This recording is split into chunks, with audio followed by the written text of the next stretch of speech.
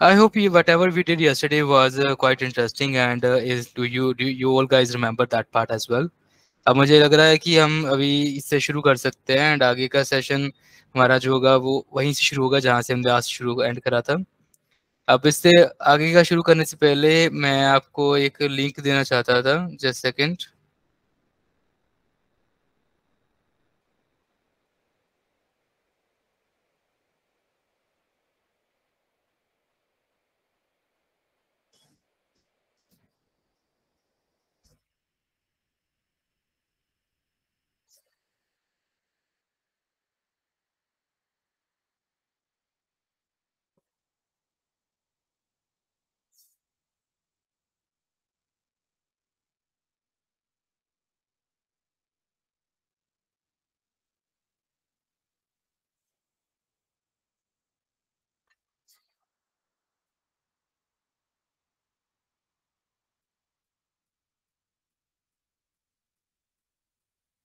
मैं एक लिंक भेज रहा हूँ चैट में आपको, आप सबको।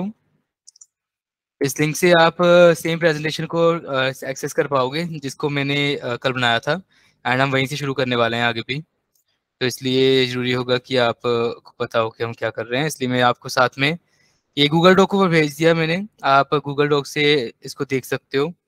ये डाउनलोडेबल शायद नहीं होगा बट आप इसको देख सकते हो। ये कंटेक्स्ट आपके पास ही रहेगा, ये आपका ही है, इसका कोई इशू नहीं है। आपको बाकी आखिर में लास्ट डे पे मेल भी कर दी जाएगी ये पूरी पूरी की पूरी पीपीटी।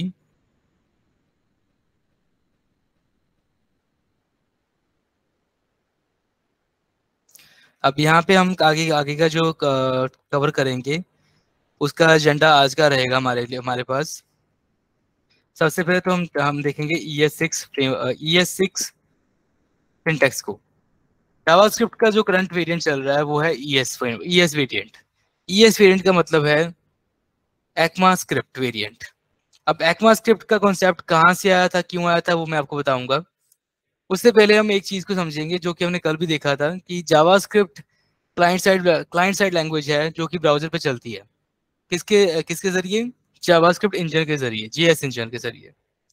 अब वहां पे हमने देखा कि जावास्क्रिप्ट का एक मॉडल चलता है, को अंडरस्टैंड करने के लिए JS इंजन चाहिए। अब यहाँ पे एक क्वेश्चन आता है कि जावास्क्रिप्ट के बहुत सारे वेरिएंट्स आए हैं, बहुत सारे वर्जन्स आए हैं। पहले जावास्क्रिप्ट 1 2 3 4 अब 2 11 आए थे, उसके बाद ES आ गया, ECMAScript। तो बेसिकली ये ECMAScript का कॉन्सेप्ट भी वही है जो कि मैंने आपको पहले बताया। इन सब के कॉन्सेप्ट में ES6 का कॉन्सेप्ट इसलिए मेन माना गया है बिकॉज ES6 वो वेरिएंट है, वो वर्जन ऑफ जावास्क्रिप्ट है जो कि सबसे स्टेबल माना गया है एंड जो कि हर एक ब्राउजर को सपोर्टिव है। It is called ECMAScript 6। हम इसको आज कवर करेंगे, इसमें काफी सारे टॉपिक्स कवर होने वाले हैं, तो हम इसको तो डेफिनेटली देखेंगे ही आज कि हम क्या इसमें क्या क्या कवर कर सकते हैं। उसके अलावा कुछ हम काम करेंगे HTML डोम के बारे में के पास। बेसिकली वो HTML डोम कम और जावास्क्रिप्ट डोम ज़्यादा है। हम उसके हम JS डोम भी बोल सकते हैं। तो इसके इस पार्ट में हम देखेंगे कि हम कैसे HTML कैसे हम JS को यूज़ करके HTML के साथ काम कर सकते हैं। तो हम लिख सकते हैं HTML डोम विद JS। हमारा आज का जो मेन फंडामेंटल रहेगा वो इसी के अराउंड रहेगा एंड हम ट्राई करेंगे कि इसकी एग्जांपल भी कुछ कर पाए इन बिटवीन। आई होप आप सबको स्क्रीन विजिबल है, अगर आप में से कोई मुझे कंफर्म कर पाए। Yes, sir. Perfect, thank you so much. अब यहाँ पे हम क्या देखते हैं कि जब ES हमारे जो वेरिएंट्स आए थे अलग अलग, उनमें से एक आया था ES6। ES6 इसलिए पॉपुलर हो गया कि इसको ऑलमोस्ट सभी नॉन ब्राउजर्स ने एक्सेप्ट करा, एक्सेप्टेड बाय मैनी ब्राउजर्स।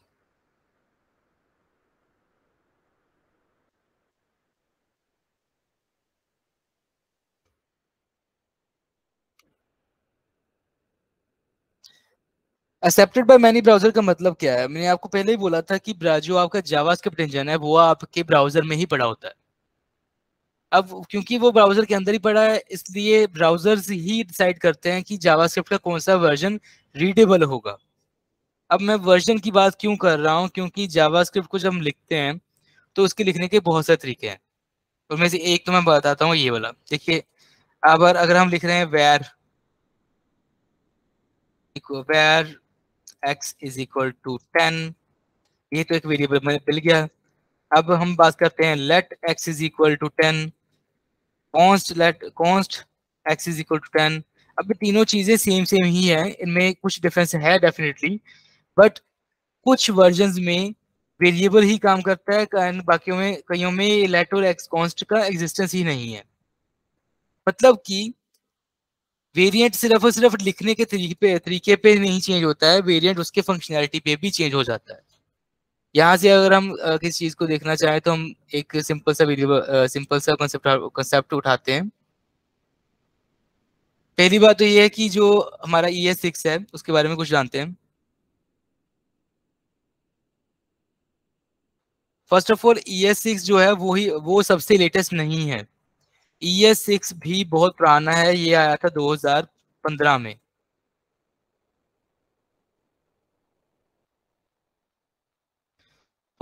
में जब जावास्क्रिप्ट को एक्वायर कर 2013 और 12 में जब जावास्क्रिप्ट को एक्वायर कर लिया था एक्मा नाम की कंपनी ने, तब उन्होंने इसका नाम रख दिया एक्मा स्क्रिप्ट। हालांकि वो इतना चला नहीं, इसलिए फिर से जावास्क्रिप्ट ही पॉपुलर रहा, बट स्टिल अब उसका जो ऑफिशियल नेम है वो एक्मा स्क्रिप्ट है, ES6। अब इसका जो 6 वेरिएंट है वो आया था 2015 में। उसके बाद काफी और आ चुके हैं, ES7 एंड जितना मुझे याद है ES13 तक आया है या 12 तक आया है, ये आप चेक कर सकते हो करंटली, एंड आप चेक करके मुझे बता भी सकते हो कौन सा वर्जन लेटेस्ट है। अब इन वर्जन्स में syntax, writing styles and functionality, इन तीनों पे डिफरेंस आया है। फॉर एग्जांपल ES6 में सबसे जो नई चीज थी वो बताता हूँ क्या आई थी। यहाँ पे लिख लेते पहले हम न्यू इन ES6। अब सबसे पहले तो इसमें न्यू क्या आया था, इसमें हो गया था शुरू alongside where now let and const were also used। मतलब कि पहले तो where ही था to decide a variable, to declare a variable, but अभी let और const भी आ गया। const का कॉन्सेप्ट सिंपल है, मैं आपको बताता हूँ। const मतलब to store any value for a fixed store any value for constant period। उसके अलावा let का कॉन्सेप्ट जो है दैट इज ऑल्सो इंटरेस्टिंग। अब जो लेट और सॉरी जो अभी कॉन्स्ट और वेरिएबल के बीच में आता है वो है let. That means it will be possible to change value of let as per variable, उसकी वैल्यू हम चेंज कर पाएंगे, but it will also have limitation like const as well. तो कॉन्स्ट के जैसे उसकी लिमिटेशन होगी एंड लेट के जैसा उसका सॉरी वेरिएबल के जैसी उसकी फिजिबिलिटी भी होगी।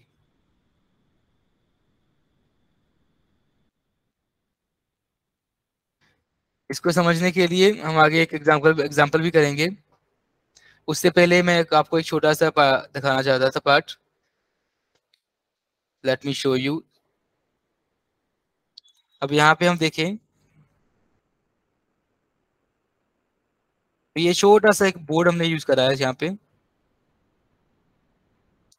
तो इसको अब यहाँ से देख सकते हैं कि कीवर्ड हमारा है कॉन्स्ट, लेट और वेर। उसके बीच में अगर हम देखते हैं पैरामीटर अलग अलग, ग्लोबल स्कोप मतलब कि अगर आप कोई वेरिएबल डिफाइन कर रहे हो एज कॉन्स्ट तो वो क्या वो ग्लोबली अवेलेबल रहेगा।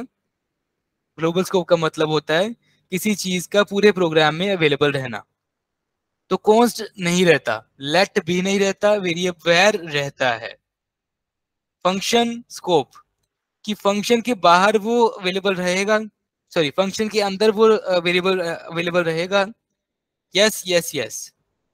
ब्लॉक स्कोप, तो अगर एक ब्लॉक क्रिएट किया जाएगा एज इन की एक छोटा सा एरिया जिसको हम ब्लॉक ऑफ कोड बोलते हैं, वो क्रिएट किया जाएगा, उस वो क्या एक्सेसिबल होगा फ्रॉम द आउटसाइड? तो कॉन्स्ट पॉसिबल है, लेट भी पॉसिबल है, वेयर में पॉसिबिलिटी नहीं है। कैन बी रीअसाइंड, मतलब उसको फिर से रीअसाइन किया जा सकता है। कॉन्स्ट नहीं कर सकते, लेट को कर सकते हैं, एंड वेयर को भी कर सकते हैं। तो ये बेसिक फंडामेंट्स हैं इन तीनों के डिफरेंस में। अब इसकी एग्जांपल करने तो हम कर सकते हैं अभी। Let me just show you.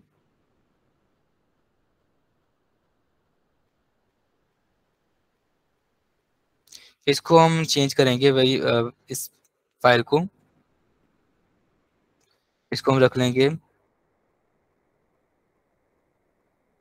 To be named as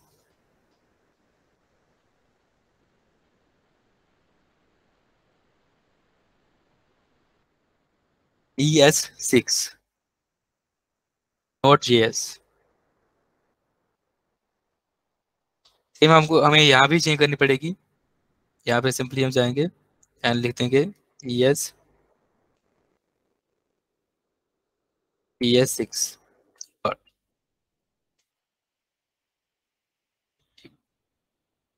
अब यहाँ पे हम क्या करेंगे, कुछ वेरिएबल्स लेंगे, कुछ कांस्टेंट लेंगे एंड उनको एक्सेस करने की कोशिश करेंगे।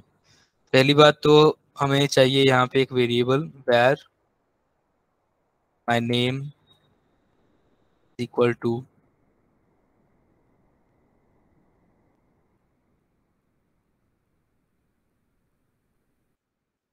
Network services. अब मैं इसी चीज को क्या करूंगा, let my name is equal to Avionics। अब मैं इसको इसको एग्जीक्यूट करता हूँ, वी विल सी कि क्या होता है। पहले हम उसको क्या करेंगे, कंसोल करके शो कर लेंगे, console log my name.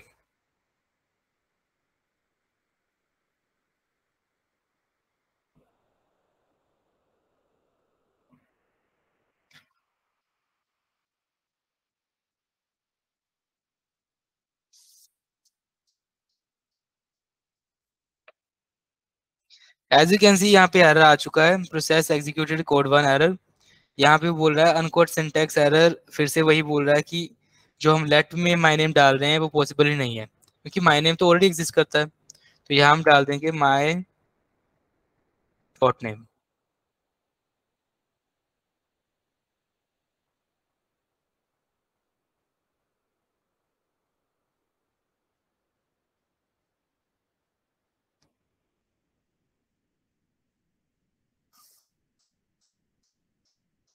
Just second जी, ये आ गया यहाँ पे IT यूनिक सर्विसेज पहला वाला। अब अगर मुझे शॉर्ट नेम को करना है तो ऑब्वियसली मैं वो भी कर सकता हूँ, माय शॉर्ट नेम।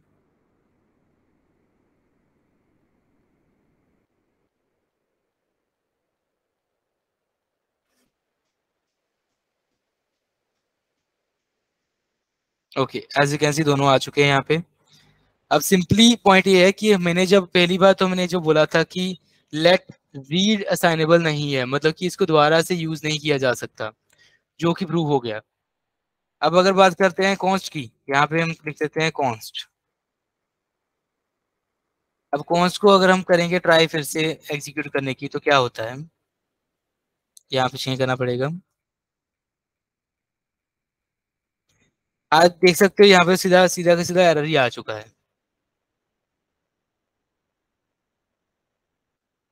ये एरर ही रहेगा, रीजन बीइंग कॉन्स्ट को फिर से डिफाइन करना पॉसिबल नहीं है।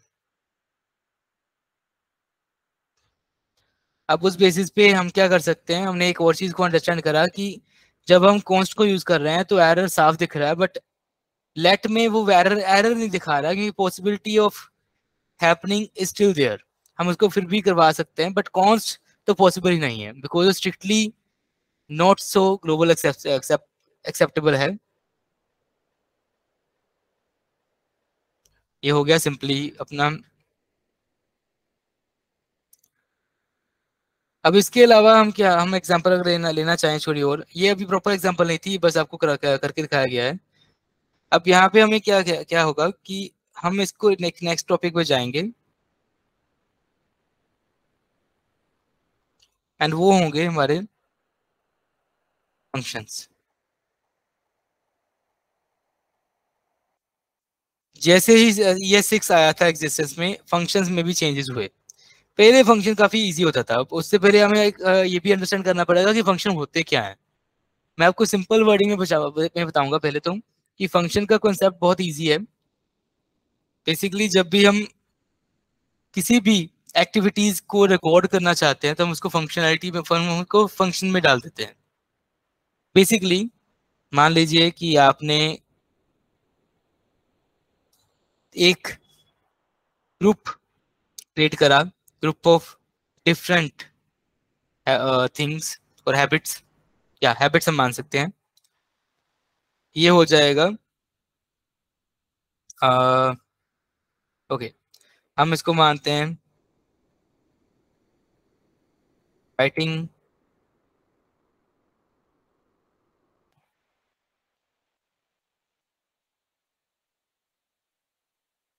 और हम इसको मानते हैं बैटिंग,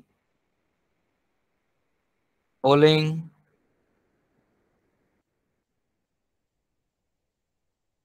फील्डिंग।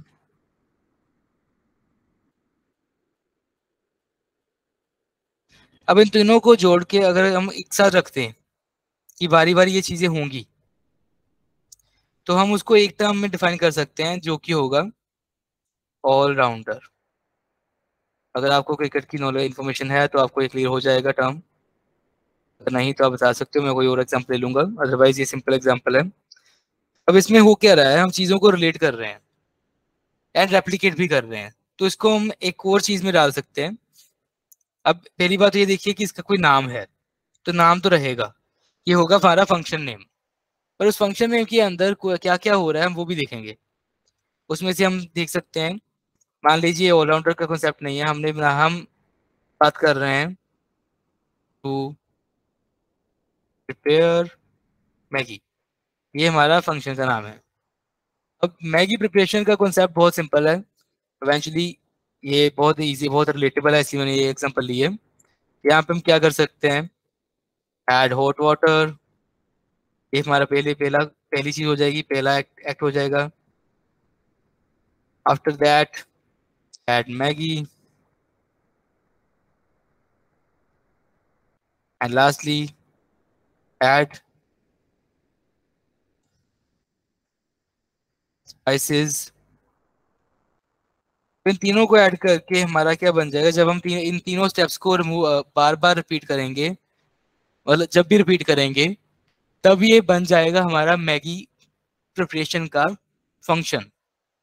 दैट मीन्स कि जब भी मैं बोलूंगा टू प्रिपेयर मैगी, होगा क्या एट द एंड, ये तीनों एक्शंस टेक प्लेस होंगे।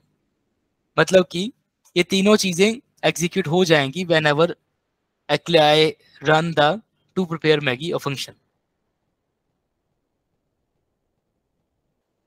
दैट मीन्स कि अभी फंक्शन का कंसेप्ट हमें क्लियर हो गया कि क्या होता है। तो फंक्शन में हमें क्या क्या कर सकते हैं,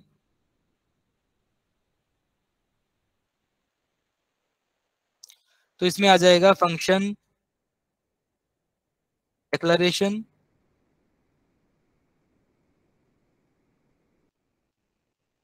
फंक्शन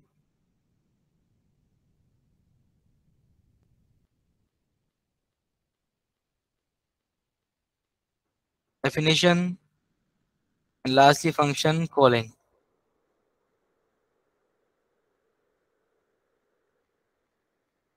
ये 3 लेवल पे हम फंक्शन को डील करते हैं। फंक्शन डेक्लेरेशन का मतलब है कि फंक्शन को बस बनाना, उसकी बॉडी नहीं बनाना, जस्ट उसको डिक्लेयर कर देना कि ये है।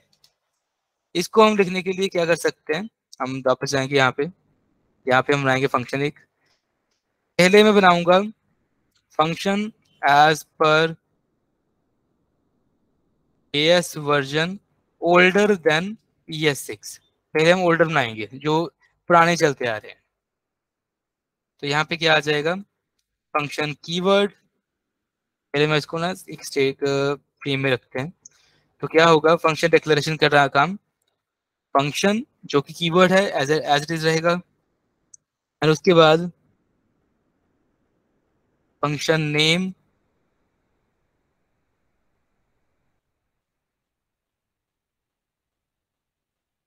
ये हो जाएगा हमारा फंक्शन डिक्लेरेशन, जिसकी हमने बॉडी नहीं दी। बॉडी देने का मतलब है कि वो क्या काम करेगा उसके बारे में बात करनी। यहाँ पे हम डेफिनेशन में डालेंगे function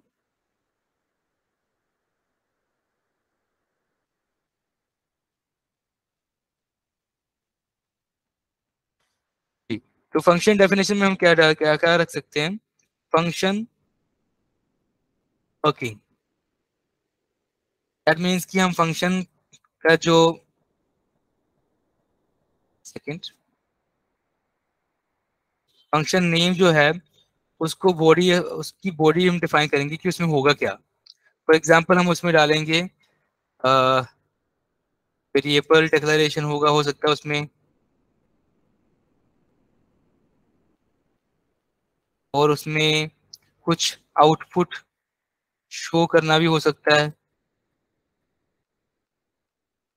and function calling is all about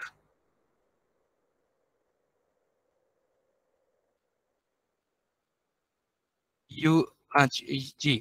तो फंक्शन कॉलिंग बन जाएगा उस फंक्शन को कॉल करना और यूज करना, ये हो जाएगा हमारा फंक्शन का ट्रायो।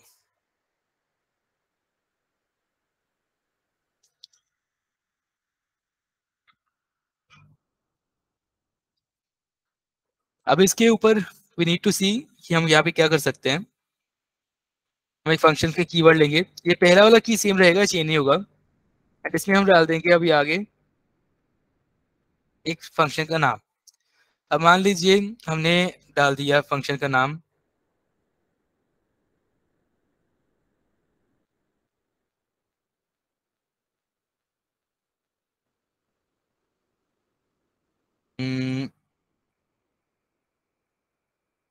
शो डिटेल्स, ये हो जाएगा हमारा फंक्शन डिक्लेरेशन। बट मैं क्या चाहता हूँ कि हम इसको डिफाइन भी कर दे एक साथ ही। करना कुछ नहीं है, कर्ली ब्रेसेस डाल के इसके अंदर जो भी लिखना है आप लिख सकते हो। जैसे कि मैं बस एक मैसेज को शो करना चाहता हूँ, कंसोल डॉट लॉग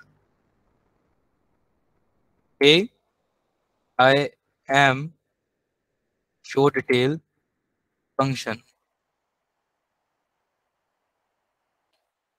अब इसको अगर मैं रन करूंगा तो ये चलेगा नहीं, मैं आपको दिखाता हूँ क्या होगा। अब देख सकते हो कि इसमें पुराना अभी भी पुरानी वाली ही आ रही है आउटपुट, नया वाला कुछ नहीं आ रहा। उसका रीजन ये है कि हमने इसको कॉल तो करा ही नहीं, हमने इसको सिर्फ बिल्डअप और डेवलपमेंट में देख लिया, बट इसको कॉल करना पड़ेगा ताकि इसको यूज कर सके। तो उसके लिए शो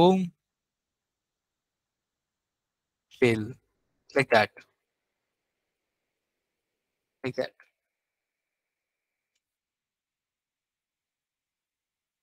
तो इसको एग्जीक्यूट करते हैं, you will see the result. As you can see, hey I am show detail function, ये पूरा आ जाएगा यहाँ पे मैसेज एज इट इज। अब यहाँ पे हम क्या देख सकते हैं आगे, कि ये तो हो गया हमारा स्टैंडर्ड फंक्शन। इसके अलावा हम और भी फंक्शन के साथ काम कर सकते हैं। अब इसके बाद हम देखेंगे कि हम ES6 को कैसे काम पे ला सकते हैं। अब ES6 में फंक्शन लिखना काफी चेंज हो गया था। यहाँ पे इंट्रोडक्शन हुआ था एरो फंक्शंस का। पहले हम वापस आते हैं, यहाँ पे लिखते हैं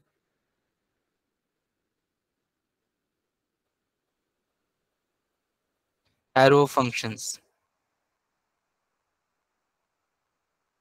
जो कि होते हैं ये वाले, सॉरी ये वाले। अब एरो फंक्शन को यूज करना काफी सेम है to use any normal function. Only difference जो आता है वो आता है लिखने के तरीके में।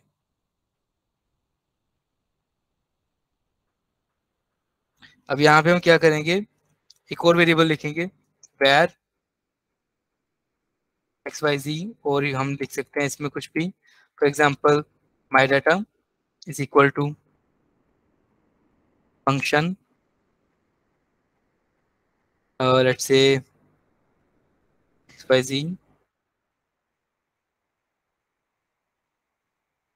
रिटर्न, हम इसको कर देंगे x इंटू वाई।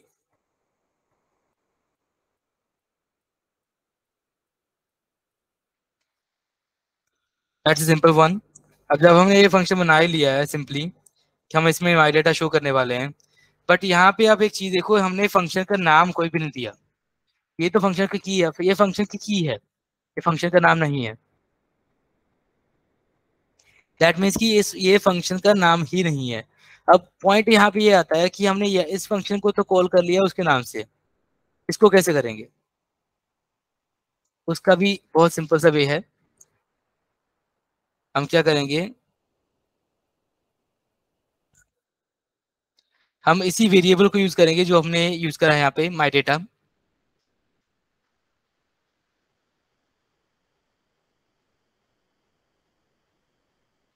अब यहाँ पे मुझे यूज करना पड़ेगा एक डॉम का एलिमेंट, जिसके बारे में आपको बाद में बताऊंगा।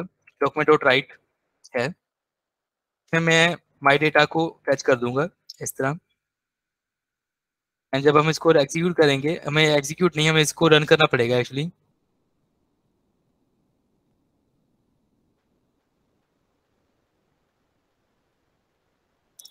यहाँ पे ओके, हम इसको भी एग्जीक्यूट करेंगे तो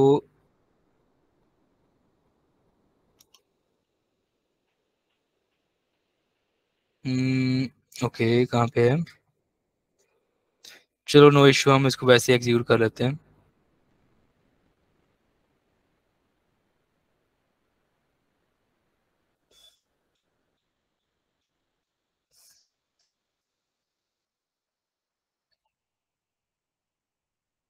नो इश्यू। हमारी एचटीएमएल फाइल है ये वाली, हम इसको एग्जीक्यूट कर लेंगे।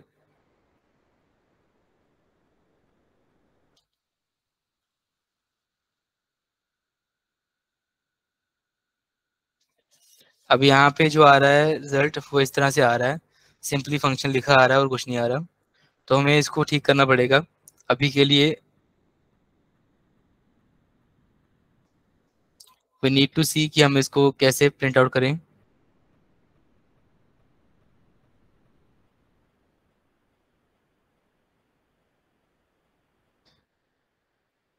यहाँ पे हैव दिस फंक्शन, इसको हमें चेंज करना पड़ेगा थोड़ा सा।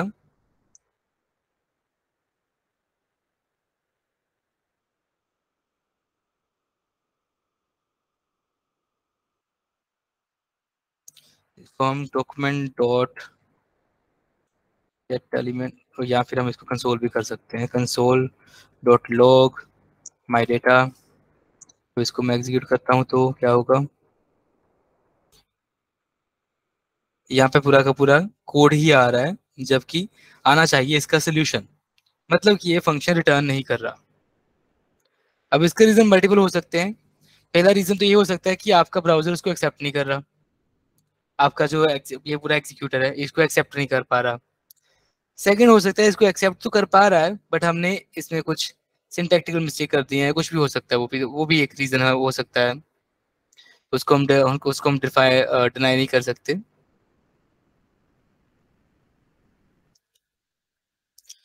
इसलिए हम इसको ऊपर पहले डिबगिंग ट्राई करेंगे, देखते हैं कि क्या क्या इसमें इशू हो सकता है।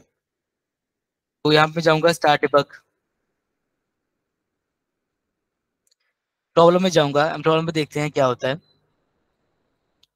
यहाँ पे कोई भी एरर वैसा नहीं है जो हमारे काम आ सके,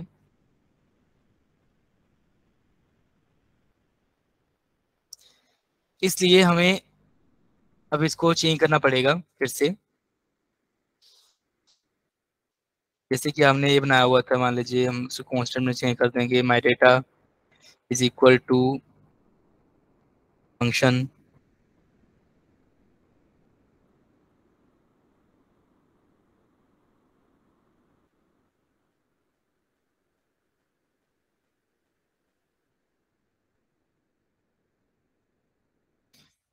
हम इसको इस तरह से लिखेंगे।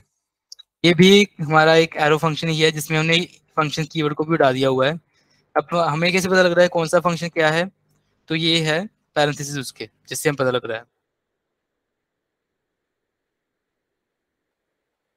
अब इसके थ्रू हम क्या करेंगे, हम इसको एग्जीक्यूट करेंगे। जस्ट सेकंड, इसको थोड़ा चेंज करते हैं।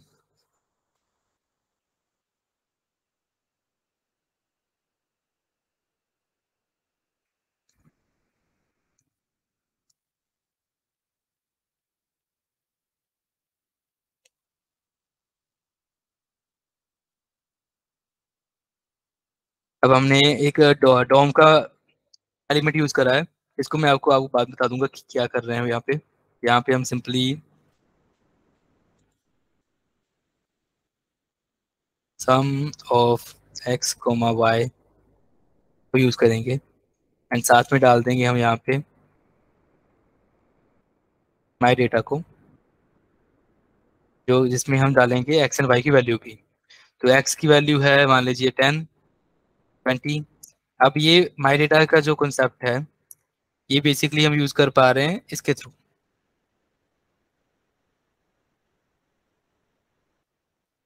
इस माई डेटा के थ्रू।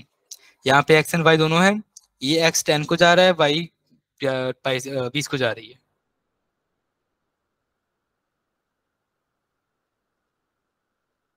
अब इसके ऊपर तो कुछ नहीं आ रहा रिजल्टेंट। रीजन क्यों नहीं आ रहा है बता देता हूँ आपको।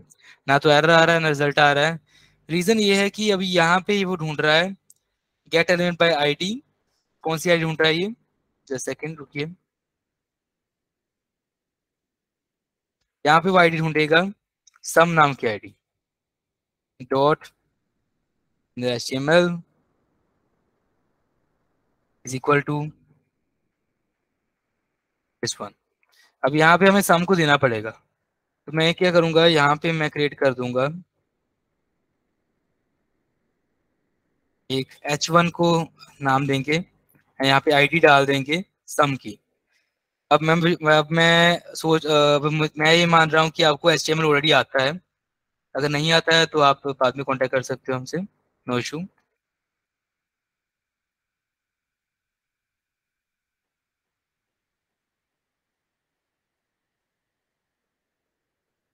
तो देख सकते हो आप यहाँ पे ये पूरा पूरा आ रहा है मैसेज। इसको हम ठीक करेंगे थोड़ा सा, क्योंकि हमने इसको शो करना है कि यहाँ पे कुछ इस तरह से आ चुका है। तो x sum of x comma y is equal to 30, ये हमारा आ गया रिजल्टेंट। अब 30 कहाँ से कैलकुलेट हो रहा है? इस 10 एंड 20 से, जो कि यहाँ पे आके ऐड हो रहे हैं। इस पे इसको आप मल्टीप्लाई भी लिख सकते हो, कुछ भी लिख सकते हो, वहां पे वो एप्लीकेट हो जाएगा।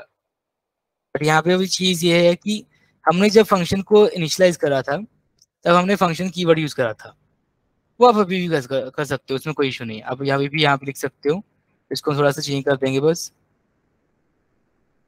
ये देखिए अभी भी 200 आ रहा है। 200 क्यों आ रहा है? क्योंकि मल्टीप्लाई कर रहे हैं अभी भी। 10 × 20 मल्टीप्लाई हो जाएगा। अब यहाँ पे दो तरीके से हमने लिखा है इसको। ये है, ये है। हमने क्या करा था, इसका कीवर्ड डाल दिया, यहाँ पे आ गया डाटा, माई डाटा की, सिंपल एज दैट।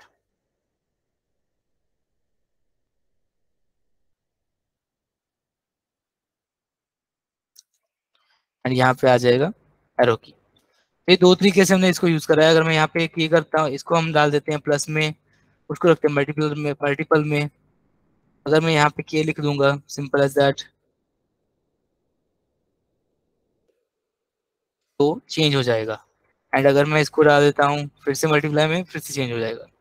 अब मैं इस चीज को क्या करूंगा, मैं इसको एक और फंक्शन में रख दूंगा, या फिर इसको हम रख देते हैं कंडीशन में। इफ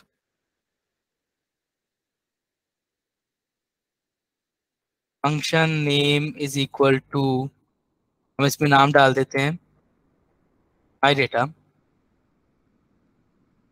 तो ये हो। अगर फंक्शन का नाम इसको मिल गया माई डेटा, फिर ये होना चाहिए। एज एल्स पार्ट में ये होना चाहिए।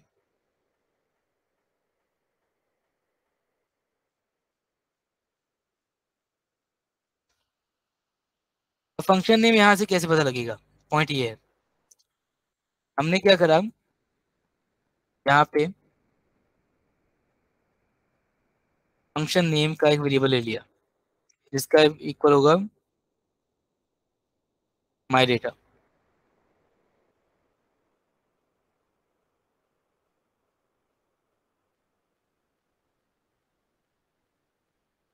जस्ट सेकंड, इसको हमें वेरिएबल रखना पड़ेगा क्योंकि एज एज इट इज हम नहीं रख सकते इसको, इसका कोई ना कोई नाम रखना पड़ेगा हमें, ये वेरिएबल है।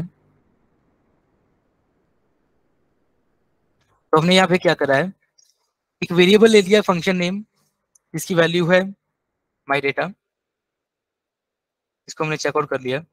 अब यहाँ पे हम लगा सकते हैं एक इफ कंडीशन, इसके थ्रू वैल्यू चेक हो रही है एंड एल्स पार्ट में दूसरा हो जाए, तो इसको हम उड़ा भी सकते हैं, कोई जरूरी नहीं है, ये हमारे उस पार्ट का नहीं, पार्ट नहीं है, ये बस एडिशनल हमने करवाया आपको।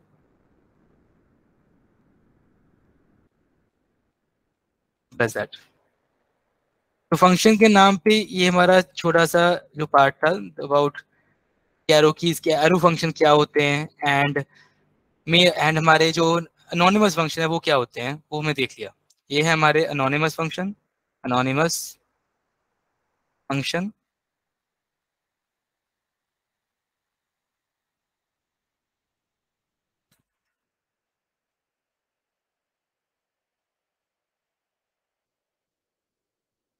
एंड सेकेंडली हमारे यहाँ पे है एरो फंक्शन। तो एरो फंक्शन और अनोनिमस फंक्शन दोनों एक जैसे ही हैं, दोनों के नाम नहीं होते, दोनों ES6 में ही आए थे, दोनों को हम पैरामीटर पास करके यूज कर सकते हैं, उसके बिना भी कर सकते हैं, वो जरूरी नहीं है, पर मेन कॉन्सेप्ट इसका यही है कि हम इसको कैसे यूज करें। अब मेन इसकी बात ये है कि हमने अडेप्ट करा ही क्यों। अब पहले के जितने फंक्शन थे सारे के सारे यूज होते थे एक की के साथ। अब मैं आपको यहाँ पे एक एग्जांपल देता हूँ, पहले हम इसको उठा लेते हैं यहाँ से,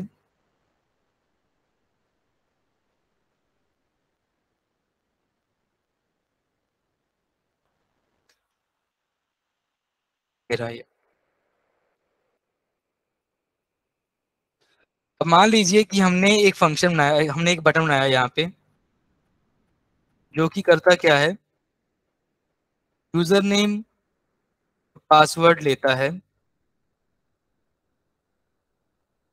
एंड इसके बैकएंड पे हमने लगाया हुआ है लॉजिक एक,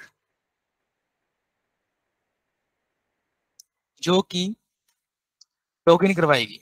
लॉगिन का मतलब सबको पता ही होगा डेफिनेटली। अब यहाँ पे हमने क्या करना है,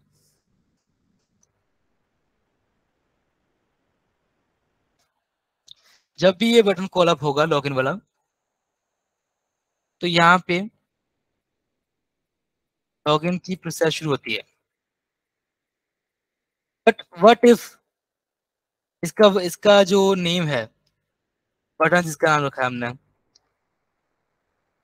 अगर किसी को पता लग गया कि इसका फंक्शन का नाम क्या है and somehow he or she was able to get inside your system, तो वो इस फंक्शन को कहीं पे भी यूज कर पाएगा।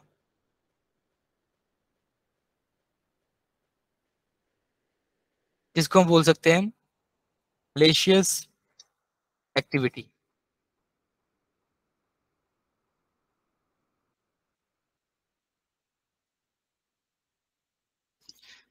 अब malicious एक्टिविटी को रोकने के लिए one of the step can be, not just this one, बहुत सारे और होते हैं, इसको एक ये भी है कि अगर वो malicious एक्टिविटी फंक्शन के नाम के थ्रू ही हो रही है, let me just write down, if that is happening all because of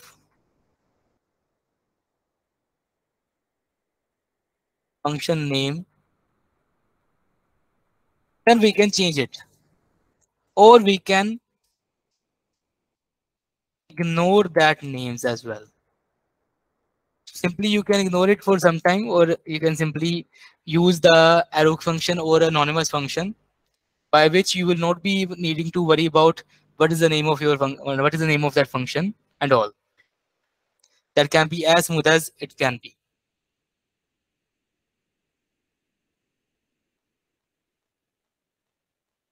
अब यहाँ पे एक और चीज आई थी जो कि मैं आपको बताना चाहूंगा।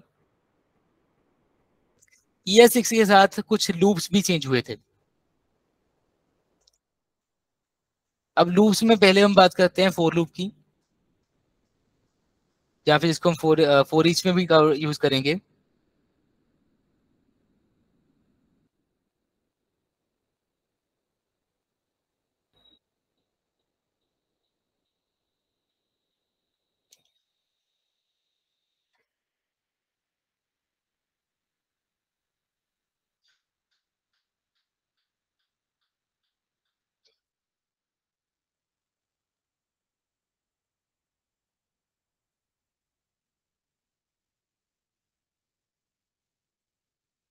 जी। तो फोर लूप को हम यूज करने वाले हैं अभी। कल तक हमने इफ कंडीशन देखी थी, अब लूप को भी देखेंगे। लूप का कॉन्सेप्ट सिंपल सा है कि हमने एक ही चीज को, लाइक सम टास्क को रिपीट कराना है for multiple times, like that. अब इस चीज को काफी तरीके से यूज किया जा सकता है। फॉर फैचिंग सम डाटा, मान लीजिए आपके पास कोई, आपने कुछ हजार स्टूडेंट्स का डाटा फैच शो करना है, तो आप इस तरह से यूज कर सकते हो। लूपिंग का कॉन्सेप्ट बहुत पुराना है, तो मैं इसको ज्यादा नहीं करवाने वाला हूँ। जैसे एक एग्जांपल करेंगे इसके बारे में, जिसमें हम दो चीजों को कवर कर लेंगे। पहला तो होगा कॉन्स्ट। इसमें हम एक रख लेंगे किसी भी डाटा को, for example students is equal to, let's say Ashish, let's से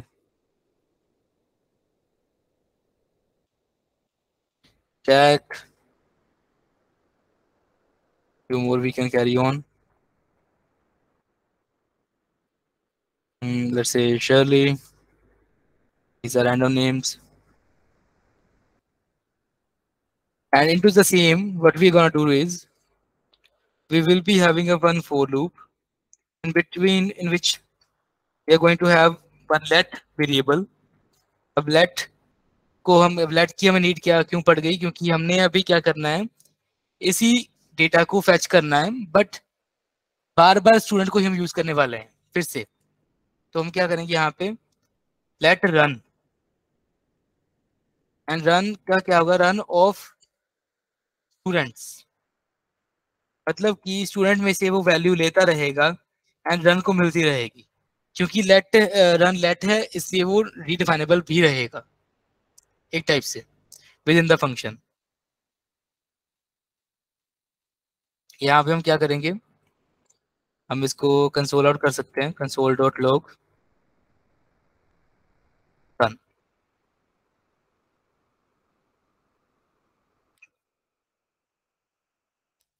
ओके, तो यार यहाँ पे आ रहा है कोई,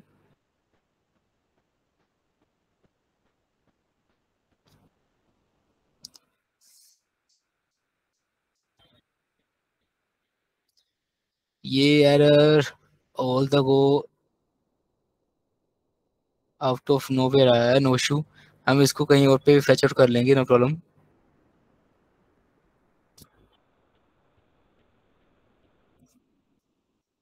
ओके, हम क्या करेंगे, हम इसको एक वेरिएबल में रख लेंगे, let's say where my all data, my all data is equal to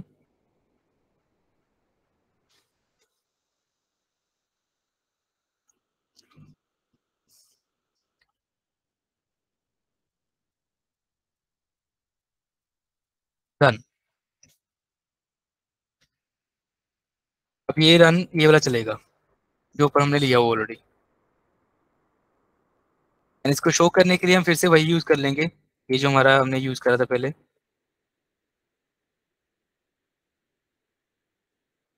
and यहाँ पे हम क्या, हमने एक ही चीज चेंज करनी है, जो हमने फंक्शन वहां पे कॉल करा हुआ था, यहाँ पे उसको रहने देते पहले तो।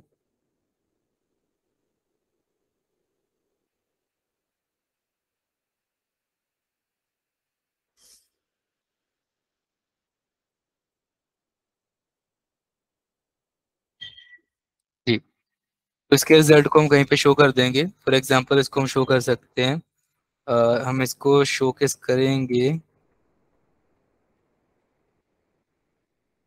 All data my all data पे, एंड ये सब कुछ जाएगा सम के ऊपर ही, जो कि यहाँ पे पड़ा हुआ है, सॉरी यहाँ पे।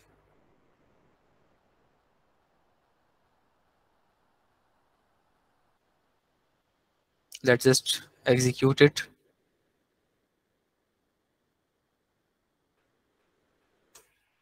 As you can see, Shirley is coming, but rest of them are not coming. That means that data has stopped after going on. But हमें क्या चाहिए था, हम तो चाहते थे कि सबका डाटा आए यहाँ पे, इसलिए हमें क्या करना पड़ेगा, यहाँ पे हम रख देंगे plus equal to run, and साथ में यहाँ पे आ जाएगा एक break tag. Break tag HTML का टैग है, जो कि नेक्स्ट लाइन में जाने के लिए हेल्पफुल है।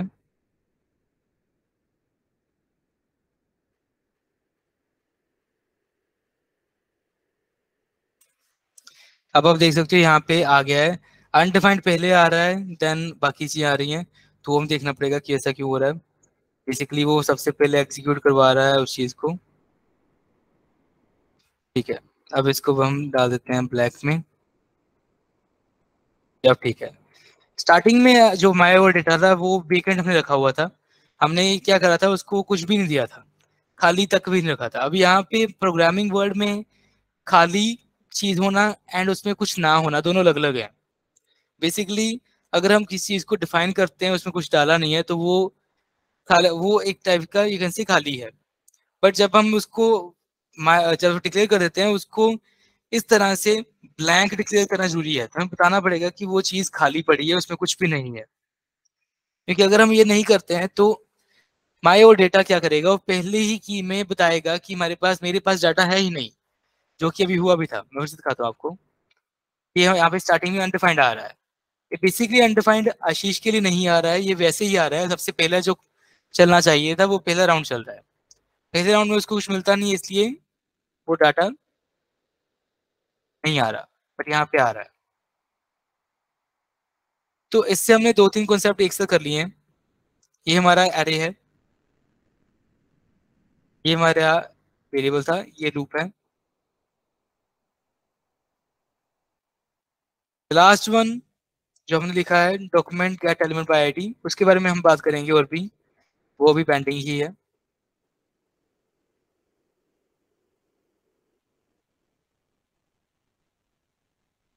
That's it. अब यहाँ पे मैं आता हूँ, ये होगी इसकी एग्जांपल, यहाँ पे हम लिख देंगे for loop and array। yes guys, अभी तक कोई question if you have you can share, you can ask as well.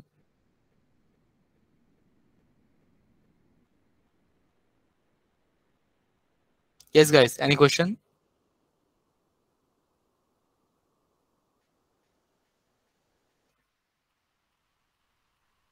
Okay, I believe कि सबको क्लियर हो गया है। अभी हम क्या करेंगे, अभी हम छोटा सा 10 मिनट का ब्रेक लेंगे, तब तक आप इस चीज़ को देख सकते हो। मैं क्या करूँगा, मैं इसके जो हैंड नोट्स भी हैं उसको भी वहीं पे डाल देता हूँ, आपकी जो प्रेजेंटेशन है ऑनलाइन पड़ी उसके ऊपर।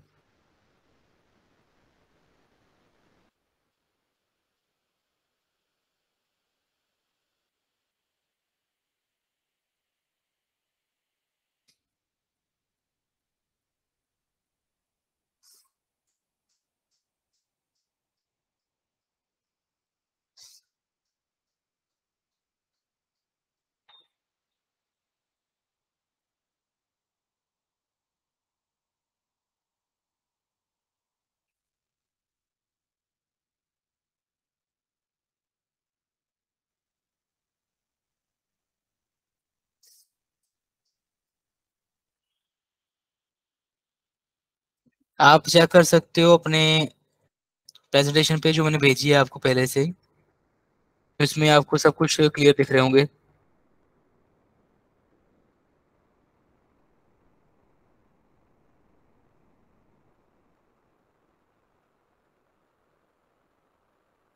जी,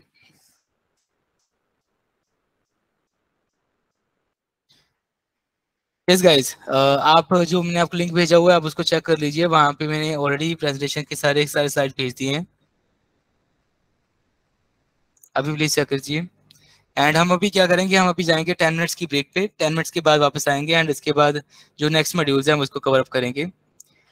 देखते हैं अगर हम एक आध एग्जाम्पल और कर पाए रिगार्डिंग जो ES6 है, अदरवाइज हम उसके आगे जाकर HTML डोम को शुरू करने वाले हैं। इसके बारे में अगर किसी को डाउट है तो वो पूछ सकते हैं, अदरवाइज हम अभी जाएंगे 10 मिनट्स की ब्रेक पे।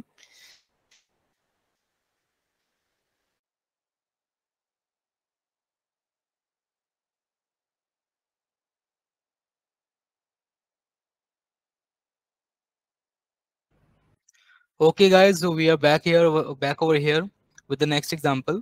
अभी नेक्स्ट सेशन, अभी सेकंड पार्ट ऑफ दिस आज के सेशन में हम क्या करने वाले हैं, कुछ और चीज़ें हैं जो कि हम डिस्कस करेंगे रिगार्डिंग ES6 की। ES6 में और जो नया चीज़ें आई थी उसके बारे में बात करेंगे। अब यहाँ पे एक और टॉपिक है, क्रिटिकल टॉपिक है जिसको हम डील करने वाले हैं, that is about promises. Promises ये पर्टिकुलर ES6 में ही आया था, उससे पहले प्रोमिसेस एग्जिस्ट नहीं करते थे इन द जावास्क्रिप्ट। अब उसके अकॉर्डिंग हम क्या करेंगे, प्रोमिसेस को पहले अंडरस्टैंड करेंगे। अब प्रोमिस का कॉन्सेप्ट जो था वो उसके नाम की जैसा ही था। व्हेनेवर हम प्रोमिस करते हैं, कोई चीज प्रोमिस करते हैं, तो प्रोमिस का मतलब होता है कि उसके against you will get some return, confirmed return. मतलब कि प्रॉमिस के अगेंस्ट जो रियलिटी में होता है, हम बोल रहे हैं, बात कर रहा हूँ। वैसे तो यू नो कि प्रोमिस कैसे चलते हैं, तो मैं उसी की बात कर रहा हूँ कि अगर अगर कोई चीज आपको प्रॉमिस कर, कोई पर्सन ने आपको प्रॉमिस करा, तो उसको कुछ ना कुछ लास्ट में कमिटमेंट जो आपने करी है वो पूरा करना होगा। तो सेम यहाँ पे भी है। तो जब भी हम किसी कोड को प्रॉमिस एज ए डिफाइन करते हैं, तो प्रॉमिस का कॉन्सेप्ट फंक्शन से रिलेटेड ही है, वहीं से हम आगे जा रहे हैं। Function return as promise ensures that it will return something। मतलब कि जब भी एक फंक्शन को हम पैक करके, मान लीजिए ये हमारा है promise पैक, इसमें हमने क्या क्या करा है, हमने इसमें डिफाइन कर एक लगा दिया था फंक्शन। जब भी हमने एज फार इस function as a promise execute करा, तो उसका रिजल्टेंट हमें क्या मिलेगा, कुछ ना कुछ रिजल्टेंट मिलेगा ही मिलेगा। ये पॉइंट है बेसिकली।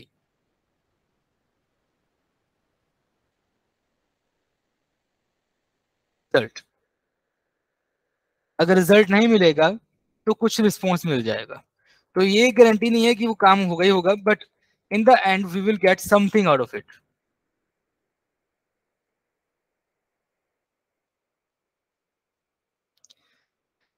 अभी इसकी एग्जांपल हम ले लेते हैं। मान लीजिए हमने, चलो हम कोडिंग पर ही जाते हैं। चलो अब यहाँ पे मैं आगे चलूंगा, पहले हम इसको चेक कर लेते हैं। ये हमारा चल रहा था ना लास्ट में, जितना मुझे याद है, यहाँ पे एरर आया था कोई,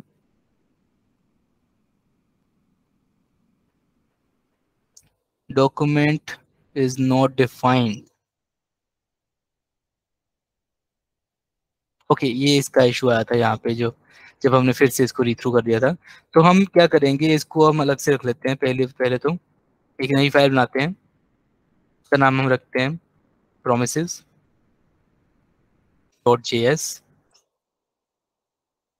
उसको हम यहाँ पे इंक्लूड कर लेंगे इस तरह से। एंड इसी के साथ हम यहाँ पे बनाने वाले हैं एक एग्जांपल प्रोमिसेस की, प्रोमिसेस एग्जांपल।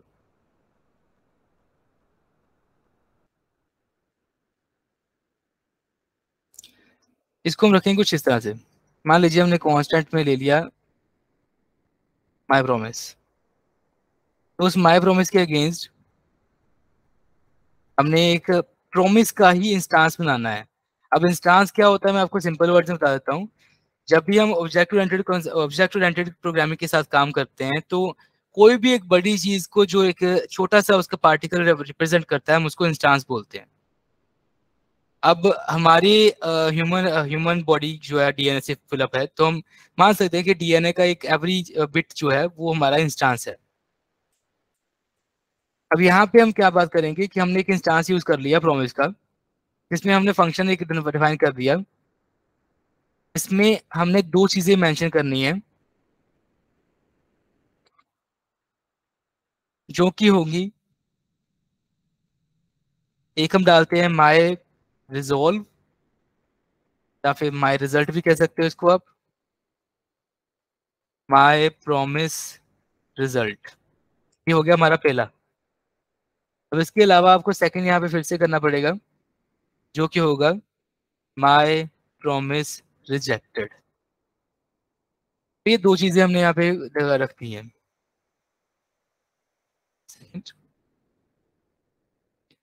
ये हमारा छोटा सा प्रॉमिस बन रहा है अभी। आप इसको देख सकते हो, यहाँ पे कांस्टेंट है,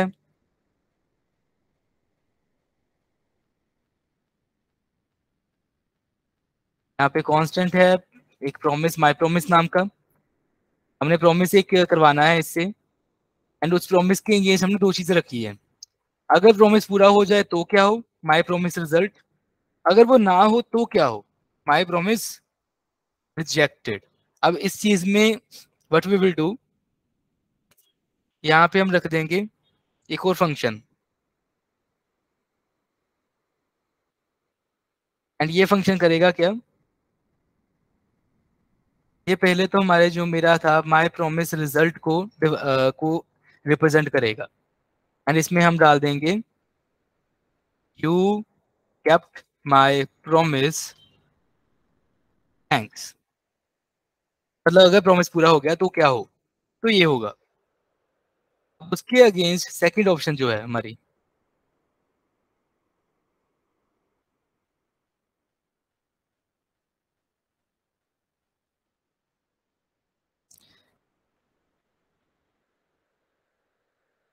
एक सेकंड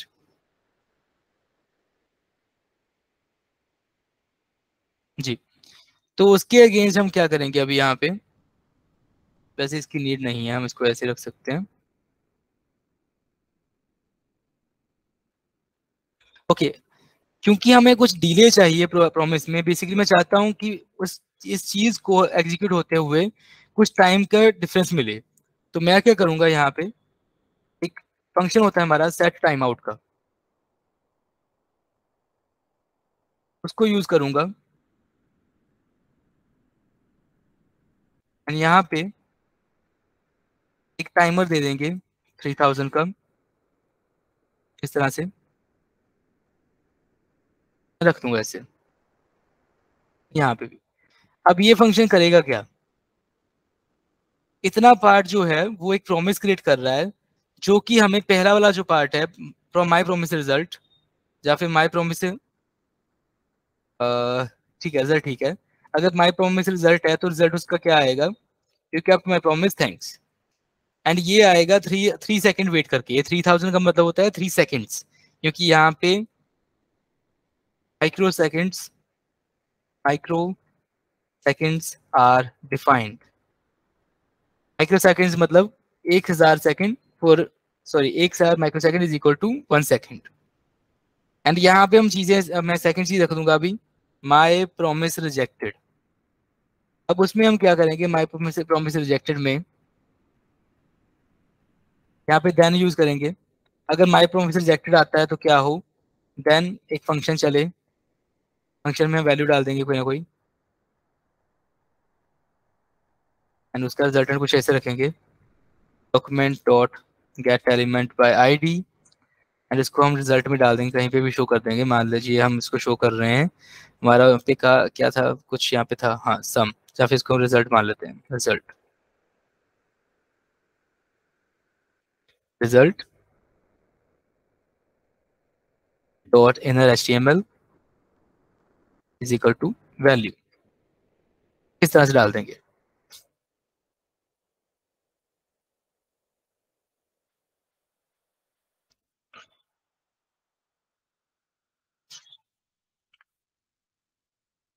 अब इसको मैं करूंगा एग्जीक्यूट, यही फाइल है हमारी। इसको बस रिफ्रेश करेंगे।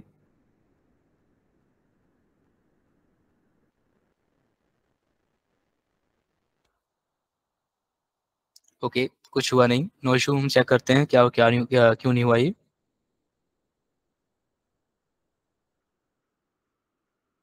बेसिकली इसमें होना क्या चाहिए, 3 सेकंड के बाद एक मैसेज पॉपअप होना चाहिए था यहाँ पे, जो कि अभी नहीं हुआ है। हम देखते हैं अभी क्यों नहीं हुआ वो वाला पार्ट।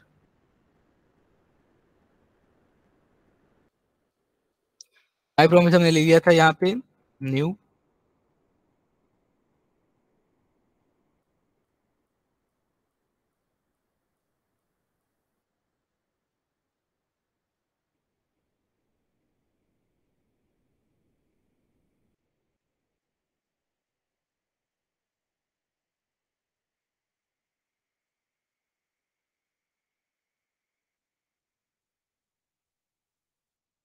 ऑलमोस्ट ठीक लग रहा है मुझे, मैं फिर भी चेक कर लेता हूँ इसको एक बारी, नो इशू।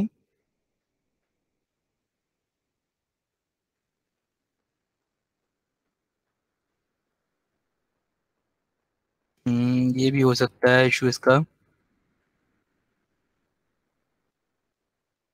थोड़ा सा चेंज कर देते हैं हम।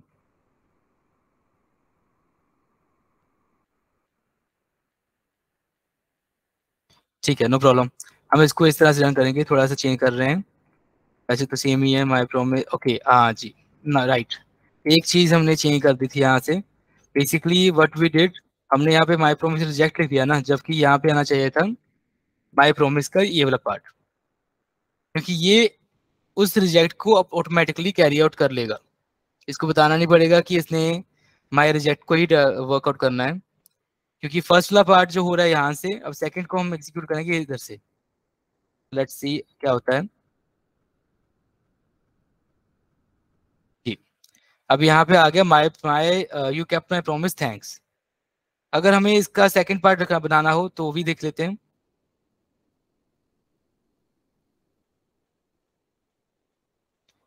सेट टाइम आउट में जाकर इसको थोड़ा चेंज कर देंगे, 5 सेकंड रख लेते हैं। यहाँ पे आ जाएगा इसका second part, you broke my promise, कुछ इस तरह से। अब देखते हैं इसको क्या रिजल्टेंट मिलता है। हमने अभी इसके दोनों के दोनों पार्ट दे दिए हैं।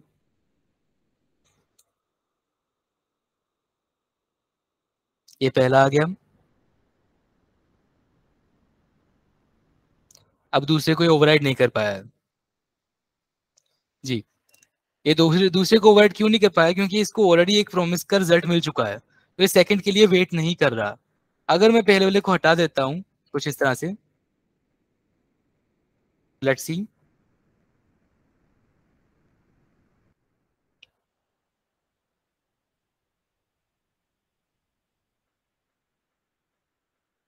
ओके रुकिए, देखते हैं।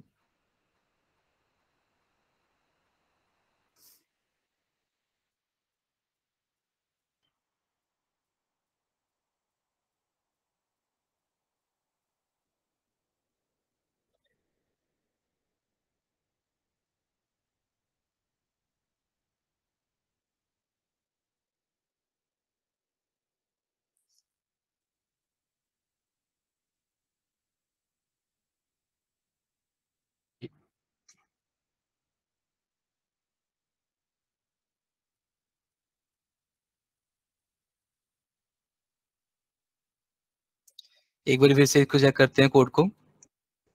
अब पहले पहले तो आपको इस प्रॉमिस को एग्जांपल, प्रॉमिस की एग्जांपल में देखना पड़ेगा कि हो क्या रहा है यहाँ पे। हमने सिंपली एक एग्जांपल ली थी कि जिसमें प्रॉमिस का शो हो जाए कॉन्सेप्ट।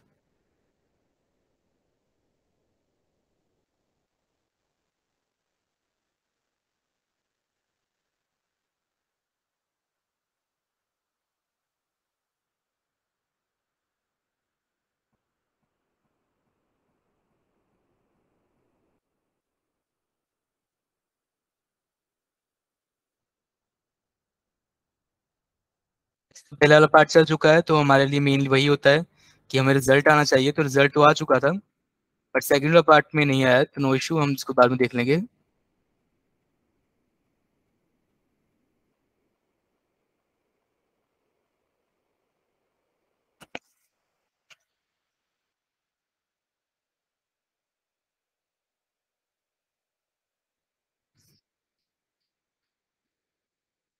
No issue. इस पार्ट को हम बाद में देख लेंगे कि वो सेकंड पार्ट क्यों नहीं चला, बट हम बाद में इसको कैरी आउट कर लेंगे, नो प्रॉब्लम। अभी के लिए मैं आपको ये कोड अप का स्नैप दे देता हूँ छोटा सा।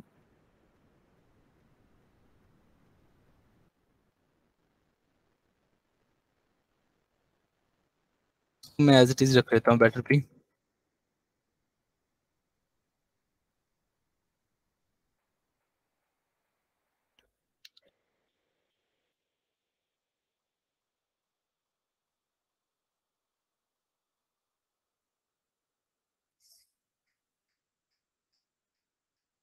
जी, तो ये आपका प्रोमिस का एग्जाम्पल यहाँ पड़ा हुआ है, इसको आप देख लेना बाद में।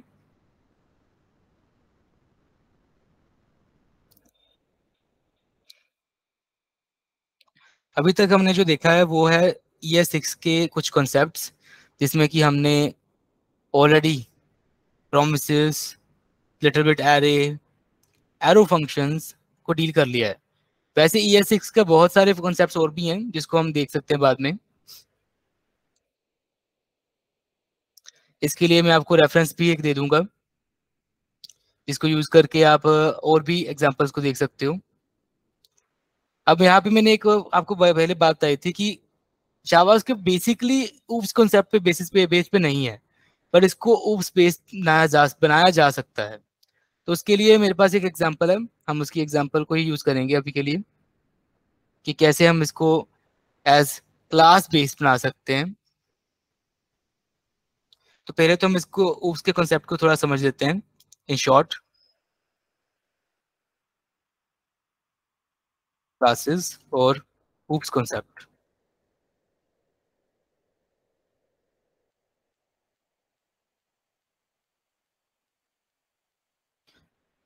जो क्लासेस का कॉन्सेप्ट है वो बहुत पुराना है, ये आज का नहीं है। हाँ, स्टार्टिंग में जो जावास्क्रिप्ट था वो इसका इंक्लूसिवली पार्ट नहीं था। तो ऊप्स के कॉन्सेप्ट जो होता है that is similar to our classes and object concept. इसमें क्लासेस को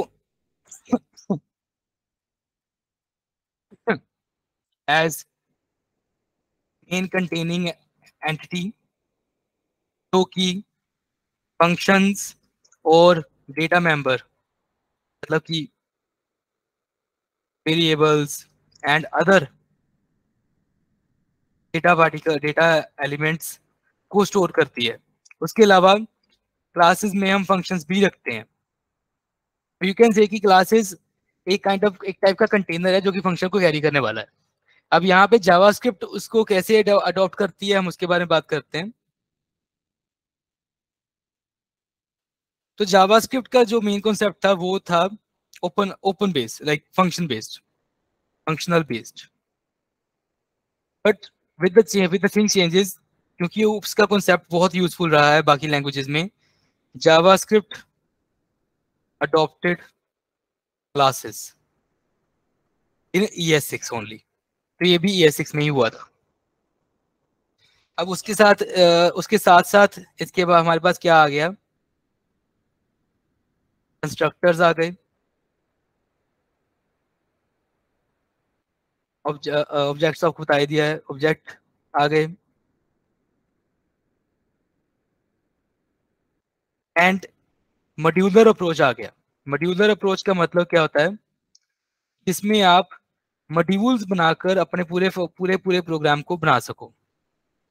दैट मीन्स कि अभी पूरा एक प्रोग्राम एक साथ रन करने की नीड नहीं थी, हम क्लासेस में काम कर सकते थे। तो उसके बेसिस पे अगर हम एक और फाइल बनाएं क्लासेस डॉट जेएस की, हम क्या कर सकते हैं, एक क्लास रेडी करेंगे। Class simple keyword class use होता है हमेशा से, तो ये चीजें चेंज नहीं है, सेम सिमिलर है बाकी लैंग्वेजेस से। अगर आपने सी पढ़ी है, जब PHP पढ़ी है, कोई भी लैंग्वेज पढ़ी है, सिमिलर रहेगा उसके। तो यहाँ पे हमने क्या देखा कि जब हम क्लास बना रहे हैं कार में, सॉरी क्लास बना रहे हैं इसमें, तो हम इसको बनाएंगे माई डेटा। अब यहाँ पे देख लीजिए, अगर मैं इसको इस तरह लिख दूंगा तो ये फंक्शन टाइप लगेगा, बट मैं इसको नहीं लिख रहा हूँ ऐसे, तो मैं लिख रहा हूँ माई डेटा। हमने इसमें क्या करा, कुछ कीवर्ड हम इसमें वेरिएबल रख सकते हैं, पैर। हम इसको, चलो हम एक काम करते हैं, हम इसकी एग्जांपल कंस्ट्रक्टर के साथ रख देते हैं। तो कंस्ट्रक्टर का काम क्या होता है? कंस्ट्रक्टर सिमिलर, कंस्ट्रक्टर का काम हमारी क्लासेस के साथ ही शुरू होता है, उसके बिना कंस्ट्रक्टर की एग्जिस्टेंस नहीं है। हम इसमें क्या करेंगे, हम इसमें डाल देंगे नेम एंड सिटी। अब इसमें हम डालेंगे this dot name equal to name, this dot city is equal to T.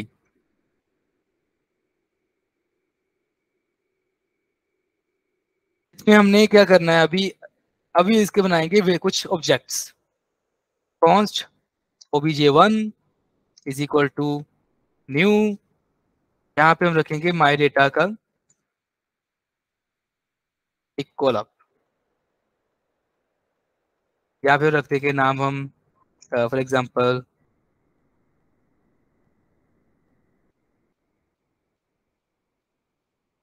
Akash from, let's say city का नाम हम रख लेते हैं दिल्ली, एंड साथ में हम रख लेंगे यहाँ पे को पैरामीटर डालते हैं। चलो वो रख देते हैं, दो पैरामीटर हमारे पास। अब इसको एग्जीक्यूट करने के लिए एग्जीक्यूट करना बहुत इजी है। console.log, उसमें डाल दो आप obj1 डॉट, इसमें हम कॉल करेंगे उन दोनों आइटम, दोनों एलिमेंट्स को, obj1 लाइक दैट। इसको हम इस तरह लिख सकते हैं, फर्स्ट स्टूडेंट, और यू कैन से हाँ, first student is this one, he is from obj1 dot city. इसी तरह से हम एक और बना देते हैं obj2, तो हम कुछ भी लिख सकते हैं, स्टूडेंट 2 भी लिख सकते हैं, जरूरी नहीं है।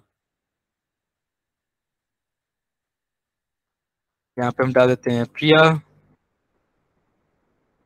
फ्रॉम लेट्स से चंडीगढ़, इसको कॉपी पेस्ट करते हैं। Second student is from student 2 name, she is from student 2 city.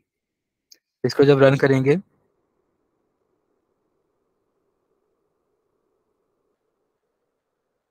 आप देख सकते हो फर्स्ट स्टूडेंट इज आकाश, यहाँ पे स्पेस डालनी पड़ेगी थोड़ी सी तो बेटर लगेगा।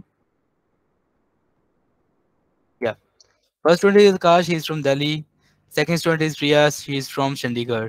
तो ये आ गया यहाँ पे, बट यहाँ पे कंफ्यूजन हो रहा है, यहाँ पे मुझे ही एंड शी लिखना पड़ा है। व्हाट इफ मैं इसको ऑलरेडी ऑटोमेट करना चाहता हूँ, तो मैं क्या करूँगा, यहाँ पे एक और पैरामीटर डालते हैं, वो रहेगा जेंडर का। ठीक है, इसको हम डाल देंगे जेंडर में, और यहाँ पे हम रख देंगे एक और को एम एंड एफ, जैसे। एंड इसके बेसिस पे हम यहाँ पे रिजल्ट वेरीफाई करेंगे। We will set up it as if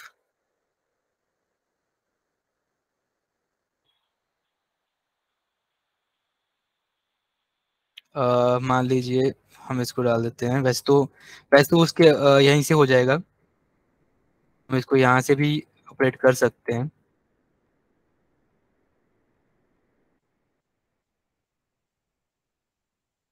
obj1 dot gender, कुछ ऐसे ही हम इसको यहाँ से भी कर लेंगे।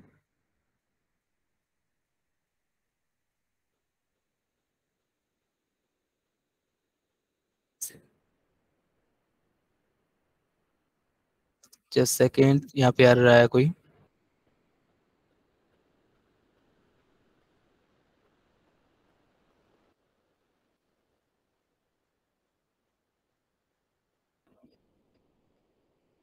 Gender is not defined.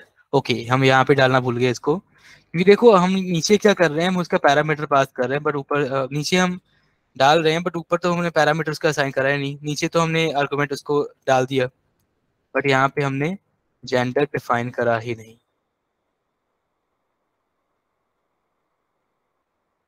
ये आ गया कुछ ऐसे। अब यहाँ पे एम एन एफ को कुछ ठीक नहीं लग रहा मुझे, तो हम क्या करेंगे, यहाँ पे चीजें को थोड़ा सा मैनिपुलेट करेंगे। तो यहाँ पे हमने इस चीज को हटा देना है, इसकी जगह पे what we will use, just second, हम यहाँ पे यूज करेंगे जेन, एक कॉमन वर्ड को। अब कॉमन वर्ड से उसको जेंडर का कैसे पता लगेगा, वो कुछ ऐसे हम रखेंगे यहाँ पे, if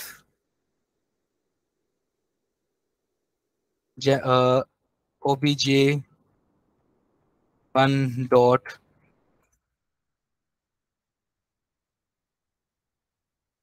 gender is double equal to M, तो क्या होना चाहिए,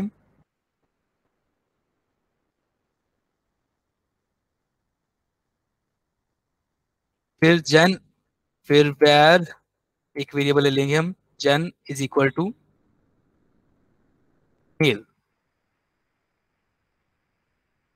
ये आ जाए। And in case else part आ जाएगा, तो एल्स में भी हम वैसे ही ले लेंगे,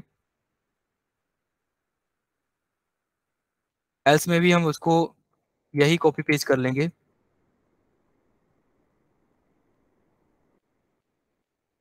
यहाँ पे लिख देंगे फीमेल,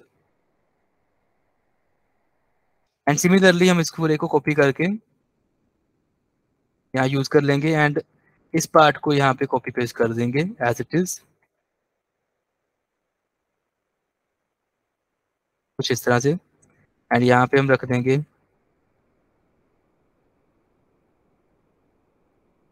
ऐसे। आप देख सकते हो यहाँ पे चीज़ें काफ़ी हद तक इजी हो गया है, एंड उसने अपने आप उस कंडीशन को उठा लिया। इस तरह से हमने एक ऑब्जेक्ट क्लास से कंटेंट को उठाया। अगर आप चाहो तो उसमें फंक्शन और भी डाल सकते हो, फॉर एग्जांपल यहाँ पे मैं डालना चाहता हूँ एक फंक्शन हे हाय,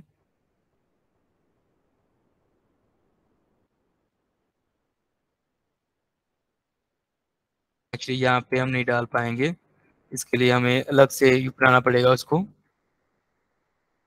एनीवेज नो इशू, हमारा जो मेन कॉन्सेप्ट था वो तो यहाँ पे हो ही गया है, कि हम क्लासेस को और कंस्ट्रक्टर को कैसे यूज कर सकते हैं। के लिए मैं इसको कॉपी करके यहाँ पे रख देता हूँ।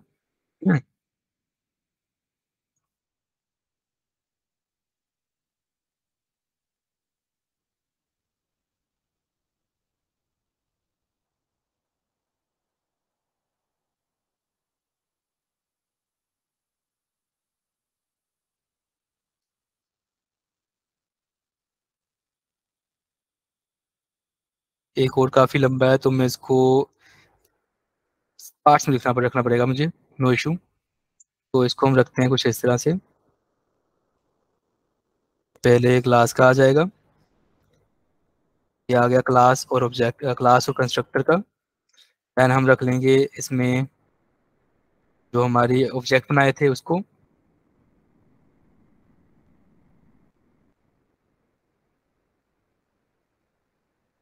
आफ्टर दैट हमने इसमें यूज करा है अपने इफ कोड को,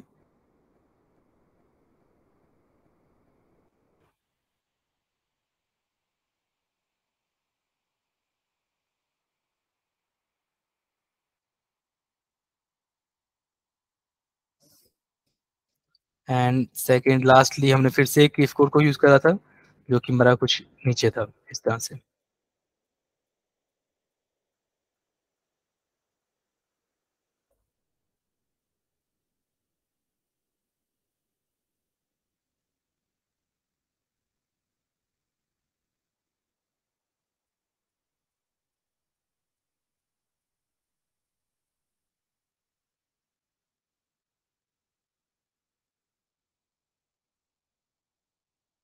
as it is like that.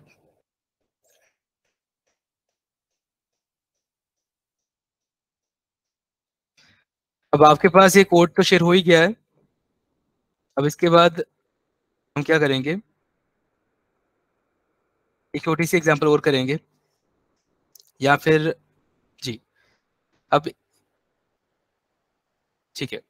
अब हमारे पास प्रोमिसेस का पार्ट तो हो चुका है, एंड इसमें हमने काफ़ी सारे चीज़ें कर ली हैं जो कि ES6 का पार्ट रही हैं।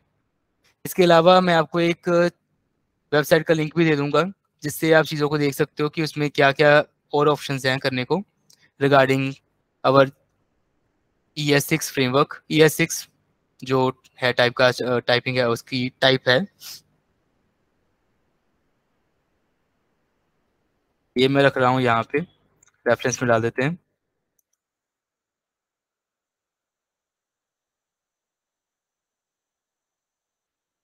रेफरेंसेस, पहला रेफरेंस पड़ा है। आप इसमें ES6 के बाकी फंक्शनलिटी देख सकते हो, मुझसे पूछ सकते हो अगर आपने पूछना हो कुछ भी, वो मैं आपको दे दूंगा। इसके अलावा मुझे जी इसके अलावा हम आगे आगे करने वाले हैं डोम का कॉन्सेप्ट, HTML डोम। वो भी हम आज ही कवर कर लेंगे, हो जाएगा आज, नो इशू, काफ़ी टाइम पड़ा हुआ है। डोम, डॉक्यूमेंट ऑब्जेक्ट मॉडल। हमने पहले बात करी थी डोम के बारे में कि डोम का मेन कॉन्सेप्ट यही है कि वो HTML फाइल्स, HTML के कोड को भी डायनामिक बना देता है। अब डायनामिक का मतलब ये नहीं है कि वो सब कुछ सर्वर के हिस्से करना लगेगा, बट हम उसमें डायनामिकली चेंज कर पाएंगे। तो इसको हमें लिखना पड़ेगा कुछ इस तरह से, using DOM Java, using JS we can make HTML work dynamically with its DOM। इसमें बेनिफिट क्या होगा हमारा, we can change elements as per our wish,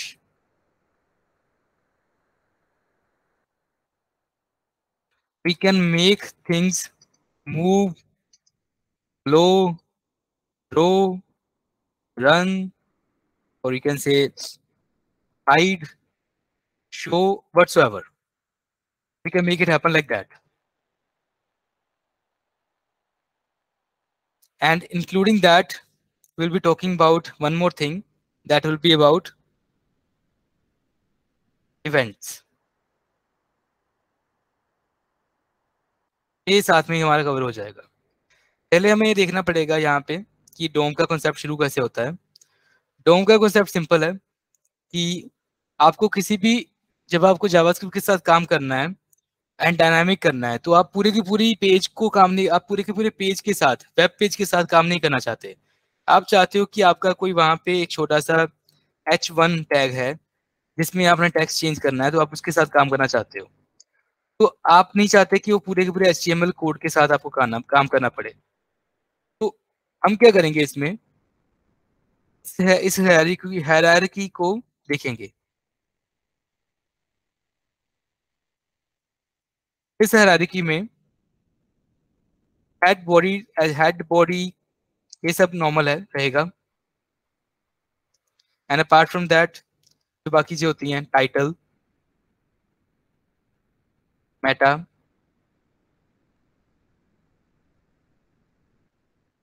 ये भी होगा। एंड बॉडी के अंदर तो आपको बताइए कितने सारे टैग होते हैं, तो मैं सबको तो नहीं लिखूंगा, पर मैं कुछ लिख सकता हूँ। फॉर एग्जाम्पल मैं लिख सकता हूँ यहाँ पे टेबल, टेबल के अंदर TR आ जाएगा, उसी तरह कहीं साइड पे H1 भी हो जाएगा।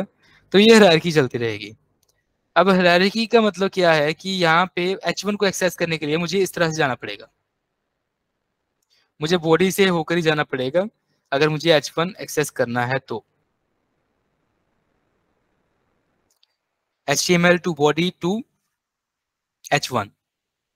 अब यहाँ पे भी चीज़ें क्या होंगी, कुछ अलग अलग तरीके से हम इनको एक्सेस करेंगे। हमारे पास होगा way access via class, access via ID, access via name, access via type. इन सब से हम इसको यूज करने वाले हैं। आज के लिए एग्जांपल शायद एक दो ही हो पाए, तो बाकी हम कल को भी कर लेंगे, नो इशू। हमारा जो पहला पार्ट था ES6 का, उसमें टाइम काफी निकल गया, तो नो इशू, हम इसको अलग से भी कर लेंगे। मैं लिखूंगा dom.js। इसके लिए मुझे यहाँ पे कुछ वेरिएंट लेने पड़ेंगे, तो मैं इसकी भी एग्जाम फाइल अलग से बना लूंगा, जो कि होगी हमारी dom.html।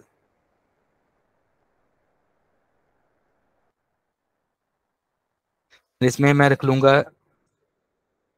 बेसिक कोड है हमारा वो वाला, एंड इसमें हमारा आ जाएगा स्क्रिप्ट का पार्ट, एंड यहाँ पे आ जाएगी, जस्ट सेकंड, ये नहीं चाहिए हमें, dom.js की फाइल, सिंपल। अभी आ जाएगा तो हम वापस, तो हम क्या करेंगे इसमें, पहली बात तो एक बनाएंगे button.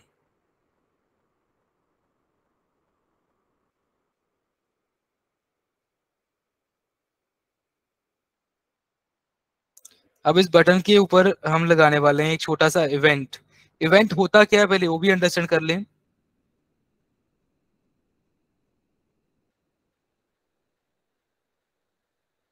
Event can be any activity that is resulting in some changes or action। Simple सी एग्जांपल है इवेंट की, लाइक दैट, ओके। अब यहाँ पे हमने एक इवेंट सिंपल सा लेना है, आज के लिए मैं एक ही इवेंट को यूज करूंगा, ज्यादा नहीं यूज करूंगा। तो इवेंट का नाम होगा ऑन क्लिक। अब यहाँ पे इवेंट जो है HTML की साइड पे लिख रहा हूँ मैं बाकी फाइल्स को बंद कर देता हूँ जो हमारे काम की नहीं है अभी। ये हो गया, इसको मैं थोड़ा सा पार्शलेट कर लेता हूँ बेटर भी, ये ठीक रहेगा हमारा। ये मैंने दोनों फाइल्स को ओपन कर लिया है। अब देख सकते हो कि हमारे पास दोनों फाइल ओपन है। ये लेफ्ट साइड में HTML है, राइट साइड में HTML है, लेफ्ट साइड में जावास्क्रिप्ट है। तो यहाँ पे हम क्या करेंगे, देखेंगे कि हम क्या कर सकते हैं। अब ऑन क्लिक पे मैं क्या करने वाला हूँ, कुछ एक्टिविटी करवाऊंगा, एंड एक्टिविटी में हम क्या करेंगे कि डेटा को ट्रांसफर कर देंगे। पहली बात तो हम यहाँ पे एक H1 बना लेते हैं, H1, या फिर हम इसको ओपन रखते हैं, अभी अभी कुछ नहीं रखते यहाँ पे, बस एक बटन है और कुछ नहीं। एंड यहाँ पे मैं क्या करूंगा, एक फंक्शन रेडी करूंगा कि मुझे कुछ ना कुछ तो करना ही पड़ेगा ना, कंट्रोल, क्योंकि मुझे एक्टिविटी करवानी है, इवेंट करवाना है। तो फंक्शन में हम रख लेंगे इसको नाम को, मैं अभी स्टैंडर्ड वे यूज कर रहा हूँ फंक्शन का, हम आप चाहो तो हम एरो भी यूज कर सकते हैं और या फिर अनोनिमस भी यूज कर सकते हैं। तो फंक्शन का नाम यहाँ पे होगा, हम रख सकते हैं कुछ भी, for example show my message. And इसमें हम क्या करेंगे, एक वेरिएबल लेंगे where message is equal to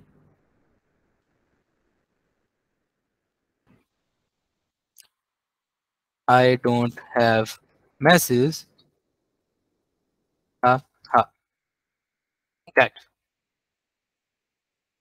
and इसको हम पास करेंगे कुछ इस तरह से। हम क्या चाहते हैं, पहली बात तो मैं इसको थोड़ा सा अभी कमेंट करने वाला हूँ कुछ करने के लिए। यहाँ पे मैं एक रखूंगा डॉक्यूमेंट, जो कि हमारी इस HTML की डॉक्यूमेंट को रिप्रेजेंट कर रहा है, डॉट गेट। अब गेट के साथ देखो कि यहाँ पे क्या क्या है, get element, get element by ID, get class name, tag name NS, root node, get selection. तो बहुत ऑप्शन है हमारे पास। मैं क्या करूंगा, यहाँ पे एक simply get element by ID रख लेते हैं, एंड यहाँ पे हम बना लेंगे एक H1 टैग की ID रख लेते हैं, या फिर H1 रहने देते हैं इसको, एंड इसको हम चेंज करते हैं gate element bye tag name. अब टैग नेम तो हमें पता ही है इसका नाम क्या है, H1, यही नाम है उसका, हम उसी को यूज करेंगे। Document dot gate elements bye tag name, यहाँ पे हमें बताना पड़ेगा कि हम का बात कर रहे हैं H1 टैग की। यहाँ पे एक छोटी सी कंफ्यूजन है कि हो सकता है यहाँ पे मल्टीपल H1 हो, तो उसको किस बता गया कौन से H1 पे शो करना है। एग्जाम्पल मैं यहाँ पे क्या करता हूँ, एक चीज ऐड कर देता हूँ, स्टाइल टैग ऐड करते हैं, कलर ऐड कर देते हैं, रेड, एंड इसी में सेकंड वाले में ऐड कर देते हैं ब्लू। तो अभी हमें तो पता है कि फर्स्ट वाले में रेड आएगा टेक्स्ट, सेकंड वाले में ब्लू आएगा, बट इसको कैसे पता लगेगा कि यहाँ पे कौन सा है? पहले हम इसके बिना करते हैं, देन देखते हैं क्या होता है। अब document dot get element bye tag name क्या आ जाएगा, h1। h1 के ऊपर हम रख दिया इनर html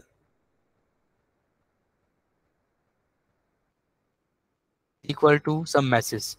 यहाँ पे रखेंगे दिस इज माय मैसेज। अब जब मैं इसको एग्जीक्यूट कराऊंगा, इसको, इस फाइल को,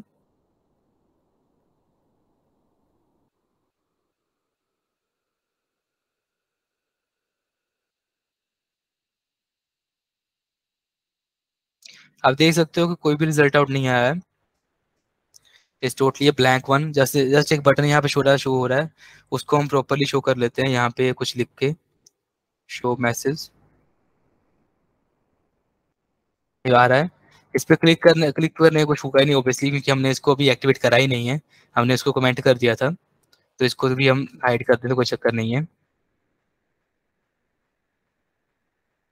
तो ये अभी यहाँ पे कुछ भी नहीं आ रहा, बट यहाँ पे तो हमने मैसेज पास करा था, वो इसलिए नहीं आया क्योंकि हमने बताया नहीं कि कौन सा वाला टारगेट करना है। तो यहाँ पे आ जाएगा 1,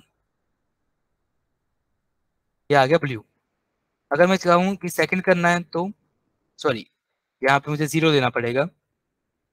अब आप सोच रहे होगे कि यहाँ पे 0 और 1 क्यों देना पड़ा, ये तो सेकंड था।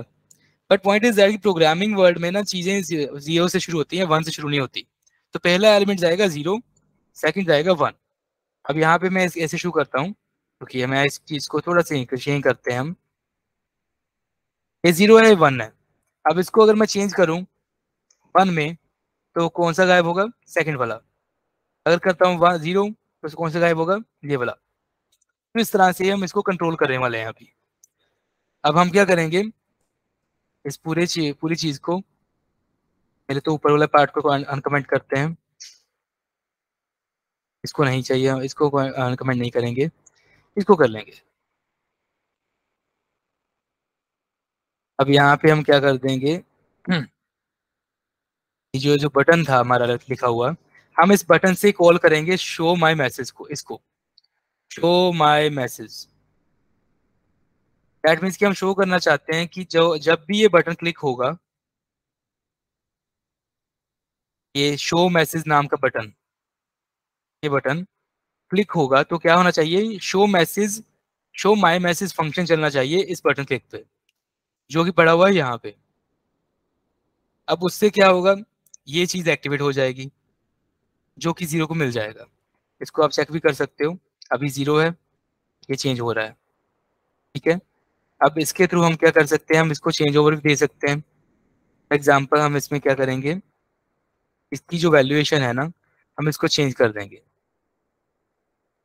हम ये पूरा का पूरा उठाएंगे and we will do what, हम यहाँ पे लिख देंगे सेकंड फंक्शन को नाम रख देते हैं 1 0, यहाँ पे वही आ जाएगा 0 1, वो ऊपर नीचे चलेगा, कोई इशू नहीं है।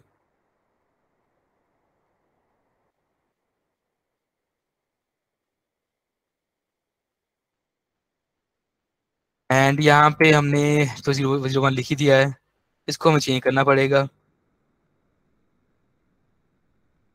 अगर मैं इसको करता हूँ तो ये वाला जा रहा है, इसको करता हूँ तो ये वाला, वो रिवर्स हो गया है। रीजन बिंग हमने इसको लिख ऑपोजिट दिया है, अदरवाइज तो वो ठीक ही हो जाएगा। हाँ। अब अगर मैं इसको 1 को क्लिक करता हूँ तो 1 वाला जा रहा है, सेकंड को करता हूँ सेकंड वाला जा रहा है। सिंपल, उससे कुछ एक्टिविटी हो रही है ना, उस एक्टिविटी को कंट्रोल कौन कर रहा है, यूजर। तो उस यूजर है वो डायनामिकली चेंज कर पा रहा है इस चीज की वैल्यू को। अब पहले तो हमने इसकी स्टैटिक वैल्यू दे दी 0, पर जब मैं क्लिक कर रहा हूँ तो नीचे वाली चेंज हो रही है, ऊपर वाली चेंज हो रही है। तो इस तरह से हम इसको डायनामिकली अप्रोच करके जिसका डेट उसका कंटेक्स्ट चेंज करना चाह रहे हैं। इसमें हम काफ़ी कुछ कर सकते हैं। वैसे तो इसकी एग्जांपल और भी हमारे पास है, एंड इसके लिए आपके लिए भी छोटी सी असाइनमेंट है जो हम कल कवर करेंगे। उस असाइनमेंट में हम कुछ डायनामिक एक फॉर्म यूज़ करने वाले हैं डेटा शेयर करने के लिए, डेटा सेंड करने के लिए या रिसीव करने के लिए। तो वो एग्जांपल आपके लिए भी होगी, आप भी करोगे साथ साथ में। अभी इसमें हम क्या कर सकते हैं, मैं यहाँ पे चीज़ों को चेंज कर सकता हूँ, सेम वही चीज़ को कॉपी करके कॉपी करूँगा, यहाँ पे रख दूंगा, एंड यहाँ पे चेंज करेंगे हम, डॉट स्टाइल डाल देंगे, dot style dot background colour is equal to green. अब इसमें क्या होगा आपको भी पता लग जाएगा। इसको कॉपी करके यहाँ पे रख लेते हैं।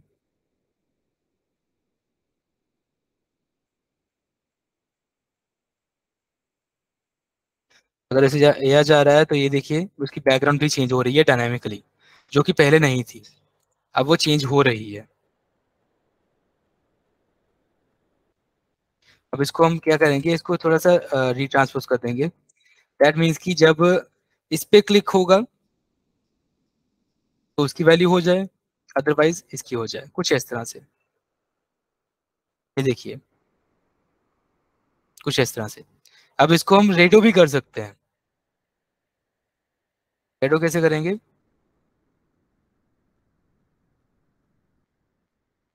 बाय डिफॉल्ट हम क्या कर देंगे, नन नन कर देंगे, एंड इसकी हम कॉपी करेंगे पूरे को, एंड यहाँ पे रख देंगे, एंड इसको वन करके नन कर देंगे।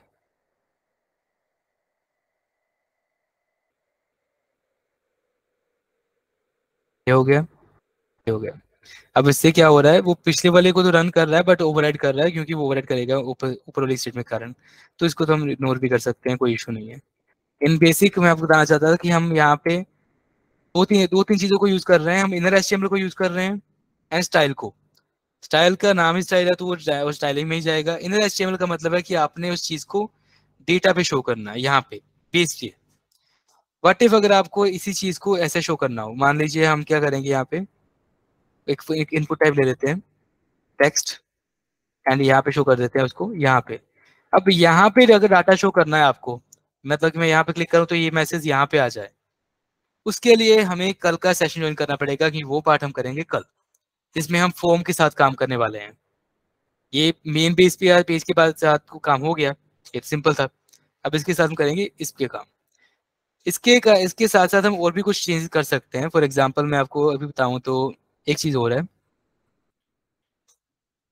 Document dot get element by root node, या फिर हम इसको टैग नेम के साथ भी जा सकते हैं। For example gate element bye tag name हम डाल देंगे बॉडी टैग, एंड बॉडी को हम रखेंगे डॉट, डॉट नहीं, उससे पहले हमें देना पड़ेगा उसका इंस्टांस कौन सा है। तो बॉडी होती तो एक ही है, फिर भी हमें डालना पड़ेगा ना, डॉट इनर एचटीएमएल, या फिर इसको स्टाइल में डालते हैं, स्टाइल डॉट बैकग्राउंड कलर,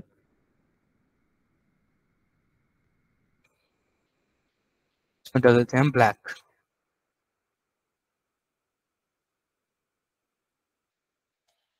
तो अगर मैं इसको क्लिक करूंगा, जैसे सेकंड ये भी वाला है, नहीं सेकंड वाला था शायद, स्टाइल बैकग्राउंड कलर उसका सारा चेंज हो चुका है।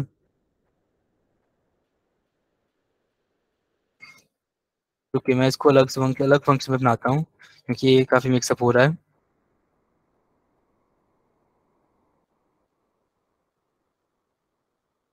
तो इसको हम as it is code up को रख देंगे आपकी फाइल के पास।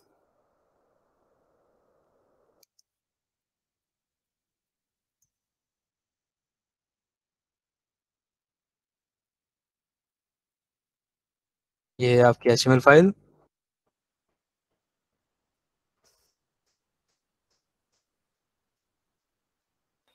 जिसमें हम बैकग्राउंड कलर को चेंज कर देते हैं टू मेक इट रीडेबल। ये ठीक है, एंड साथ में इसको भी रख लेते हैं, इसको भी कुछ वैसे ही हम लिख देंगे।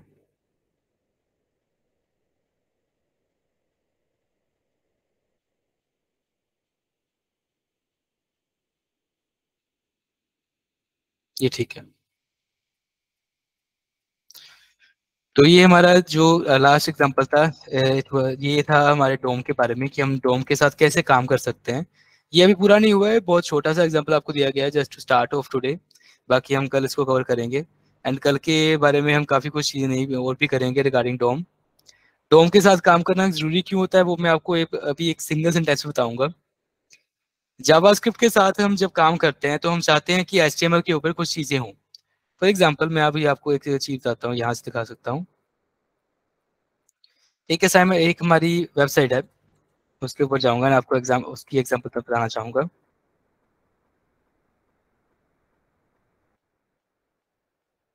ये हमारी असाइनमेंट हेल्पर की वेबसाइट है।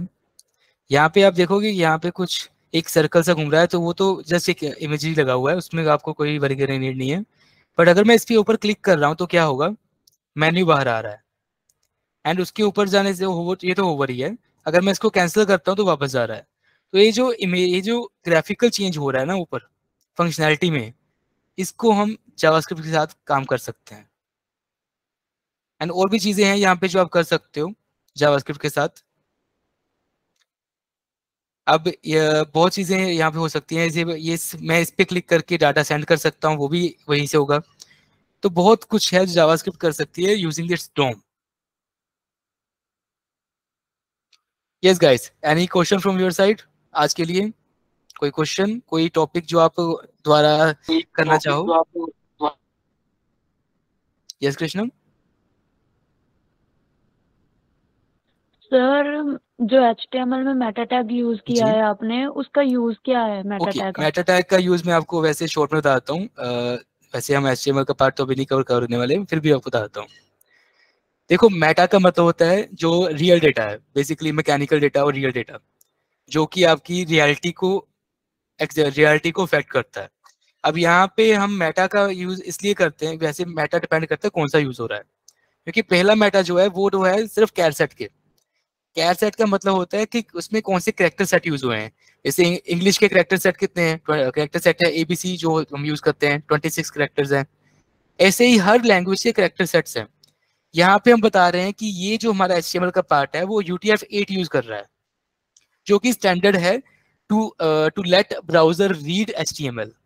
अगर मैं यहाँ पे लिख दूंगा HTML, अगर मैं लिख दूंगा UTF-4, तो ब्राउजर उसको वैसे ही अंडरस्टैंड करेगा, क्योंकि ब्राउजर ने HTML को रीड करना है।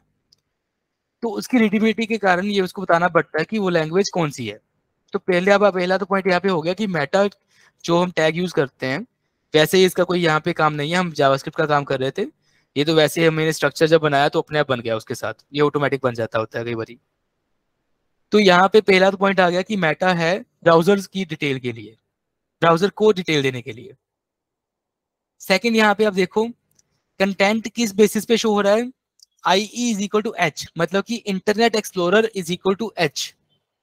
दैट मीन्स कि इसकी बाय डिफॉल्ट कंपैटिबिलिटी जो है वो एज के अकॉर्डिंग चलेगी। आप यहाँ पे क्रोम भी लिख सकते हो, उसमें कोई इशू नहीं है। एज को हम क्यों लिखते हैं, जस्ट बिकॉज ये स्टैंडर्डली चल रहा है, तो ऐसे चलता रहता है। थर्ड वाला है Meta name view port. View port होता है वो एरिया जो आपको दिखता है, द वाइट स्पेस। अब उसका इन्होंने स्केल बाय डिफॉल्ट रख दिया 1.0।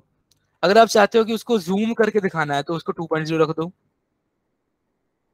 फिर आप उसके अकॉर्डिंग देख पाओगे। फिर आपका क्लाइंट जो है वो डिवाइस को जो व्यू होगा बाय डिफॉल्ट उसको डबल एक्स में देखेगा। आपने यहाँ पे विड्थ लिखी है, width is equal device width, मतलब कि उसकी बाय डिफॉल्ट विड्थ डिवाइस के इक्वल हो जाएगी। अगर वो मोबाइल पे खोल रहा है तो मोबाइल के जितनी, लैपटॉप है तो लैपटॉप जितनी, अगर बड़ा लैपटॉप तो लैपटॉप जितनी। तो यहाँ पे मेटा का अलग अलग मीनिंग है। यहाँ पे कुछ मेटा कीवर्ड्स ऐसे भी होते हैं जो एसईओ में काम आते हैं। एसईओ सर्च इंजन ऑप्टिमाइजेशन है, जो कि अलग से अलग कॉन्सेप्ट है। वहां पे भी उसके मेटा का काफी रोल रहता है, वहां पे ज्यादा रहता है इवेंचुअली। यहाँ पे तो बस हम ब्राउजर को डिटेल दे रहे हैं उसके रिगार्डिंग है। ओके जी सर। कृष्णा। बिसाइड्स अगर आपको एसईओ में इंटरेस्ट है तो हम उसका भी सेशन कभी ना कभी को लगा लेंगे, नो इशू। हाँ, इसमें तो नहीं, डेफिनेटली ये तो जावास्क्रिप्ट रिलेटेड है। हाँ, इन फ्यूचर मे बी अगर हम एसईओ का कुछ लगाते हैं, छोटा कॉन्सेप्ट, छोटा और बड़ा कोई भी एक प्रोग्राम, तो आप उसमें पार्टिसिपेट कर सकते हो। अदरवाइज अगर आप लॉन्गर इंटर्नशिप में इंटरेस्टेड हो फॉर एसईओ और डिजिटल मार्केटिंग, तो आप उसके लिए भी अप्रोच कर सकते हो। You have the number already, तो आप उसके रिगार्डिंग बात कर सकते हो, क्योंकि हमारे पास डिजिटल मार्केटिंग की इंटर्नशिप अवेलेबल है अभी भी। वो लॉन्गर इंटर्नशिप है जो कि आपके करियर को काफ़ी गाइड अप कर सकती है। रिगार्डिंग जावास्क्रिप्ट हमारे पास जो है mean stack, MERN stack and full stack की इंटर्नशिप अवेलेबल है। आप चाहो तो उसके रिगार्डिंग आप मुझे पूछना चाहो तो पूछ सकते हो लेटर ऑन। आप आपके पास व्हाट्सएप नंबर है, आप व्हाट्सएप पे पिंग आउट कर सकते हो। आप किसी भी तरह से रीच आउट करना चाहो कर सकते हो, उसमें कोई इशू नहीं है। ये मैं सबको बोल रहा हूँ, जो भी ये इंटर्नशिप इंटरेस्टेड है तो आप उस मीडियम से हमें अप्रोच कर सकते हो। हम आपके लिए जो बेस्ट सोर्स इंटर्नशिप का होगा वो हम ढूंढेंगे। अगर आप इंटर्नशिप में इंटरेस्टेड नहीं हो तो तो आपके लिए हम इंडस्ट्रियल ट्रेनिंग को भी असाइन अप कर सकते हैं। तो industrial training, internships, longer internships, even हमने एक छोटा सा पाथवे अभी लॉन्च अप करा है, that is for career and intern and employment path. उसमें हम इंटर्नशिप एंड एम्प्लॉयमेंट दोनों को सिक्योर करते हैं। दैट मैं आपको मोस्ट प्रोबेबली कल बता पाऊंगा, अभी के लिए हमें साइन ऑफ करना पड़ेगा। इसलिए अगर कोई इंटरेस्टेड है तो आप मुझे पर्सनल पिंग भी कर सकते हो, no issue with it. Okay then guys, I hope आपको ये सब समझ आया होगा। मैं आपकी जो बाकी पीपीटी की स्लाइड है वो उनको भी वहीं पे डाल दूंगा, जो मैंने आपको लिंक अभी शेयर करा है। ये लिंक पे ही सारे के सारे आपका जो डाटा है, जो टेक्स्टेबल डिटेल्स हैं, वो जाती रहेंगी, तो आप उसी को ही फॉलो अप कर सकते हो इन फ्यूचर भी। Okay then guys, thank you for joining and see ya, bye bye.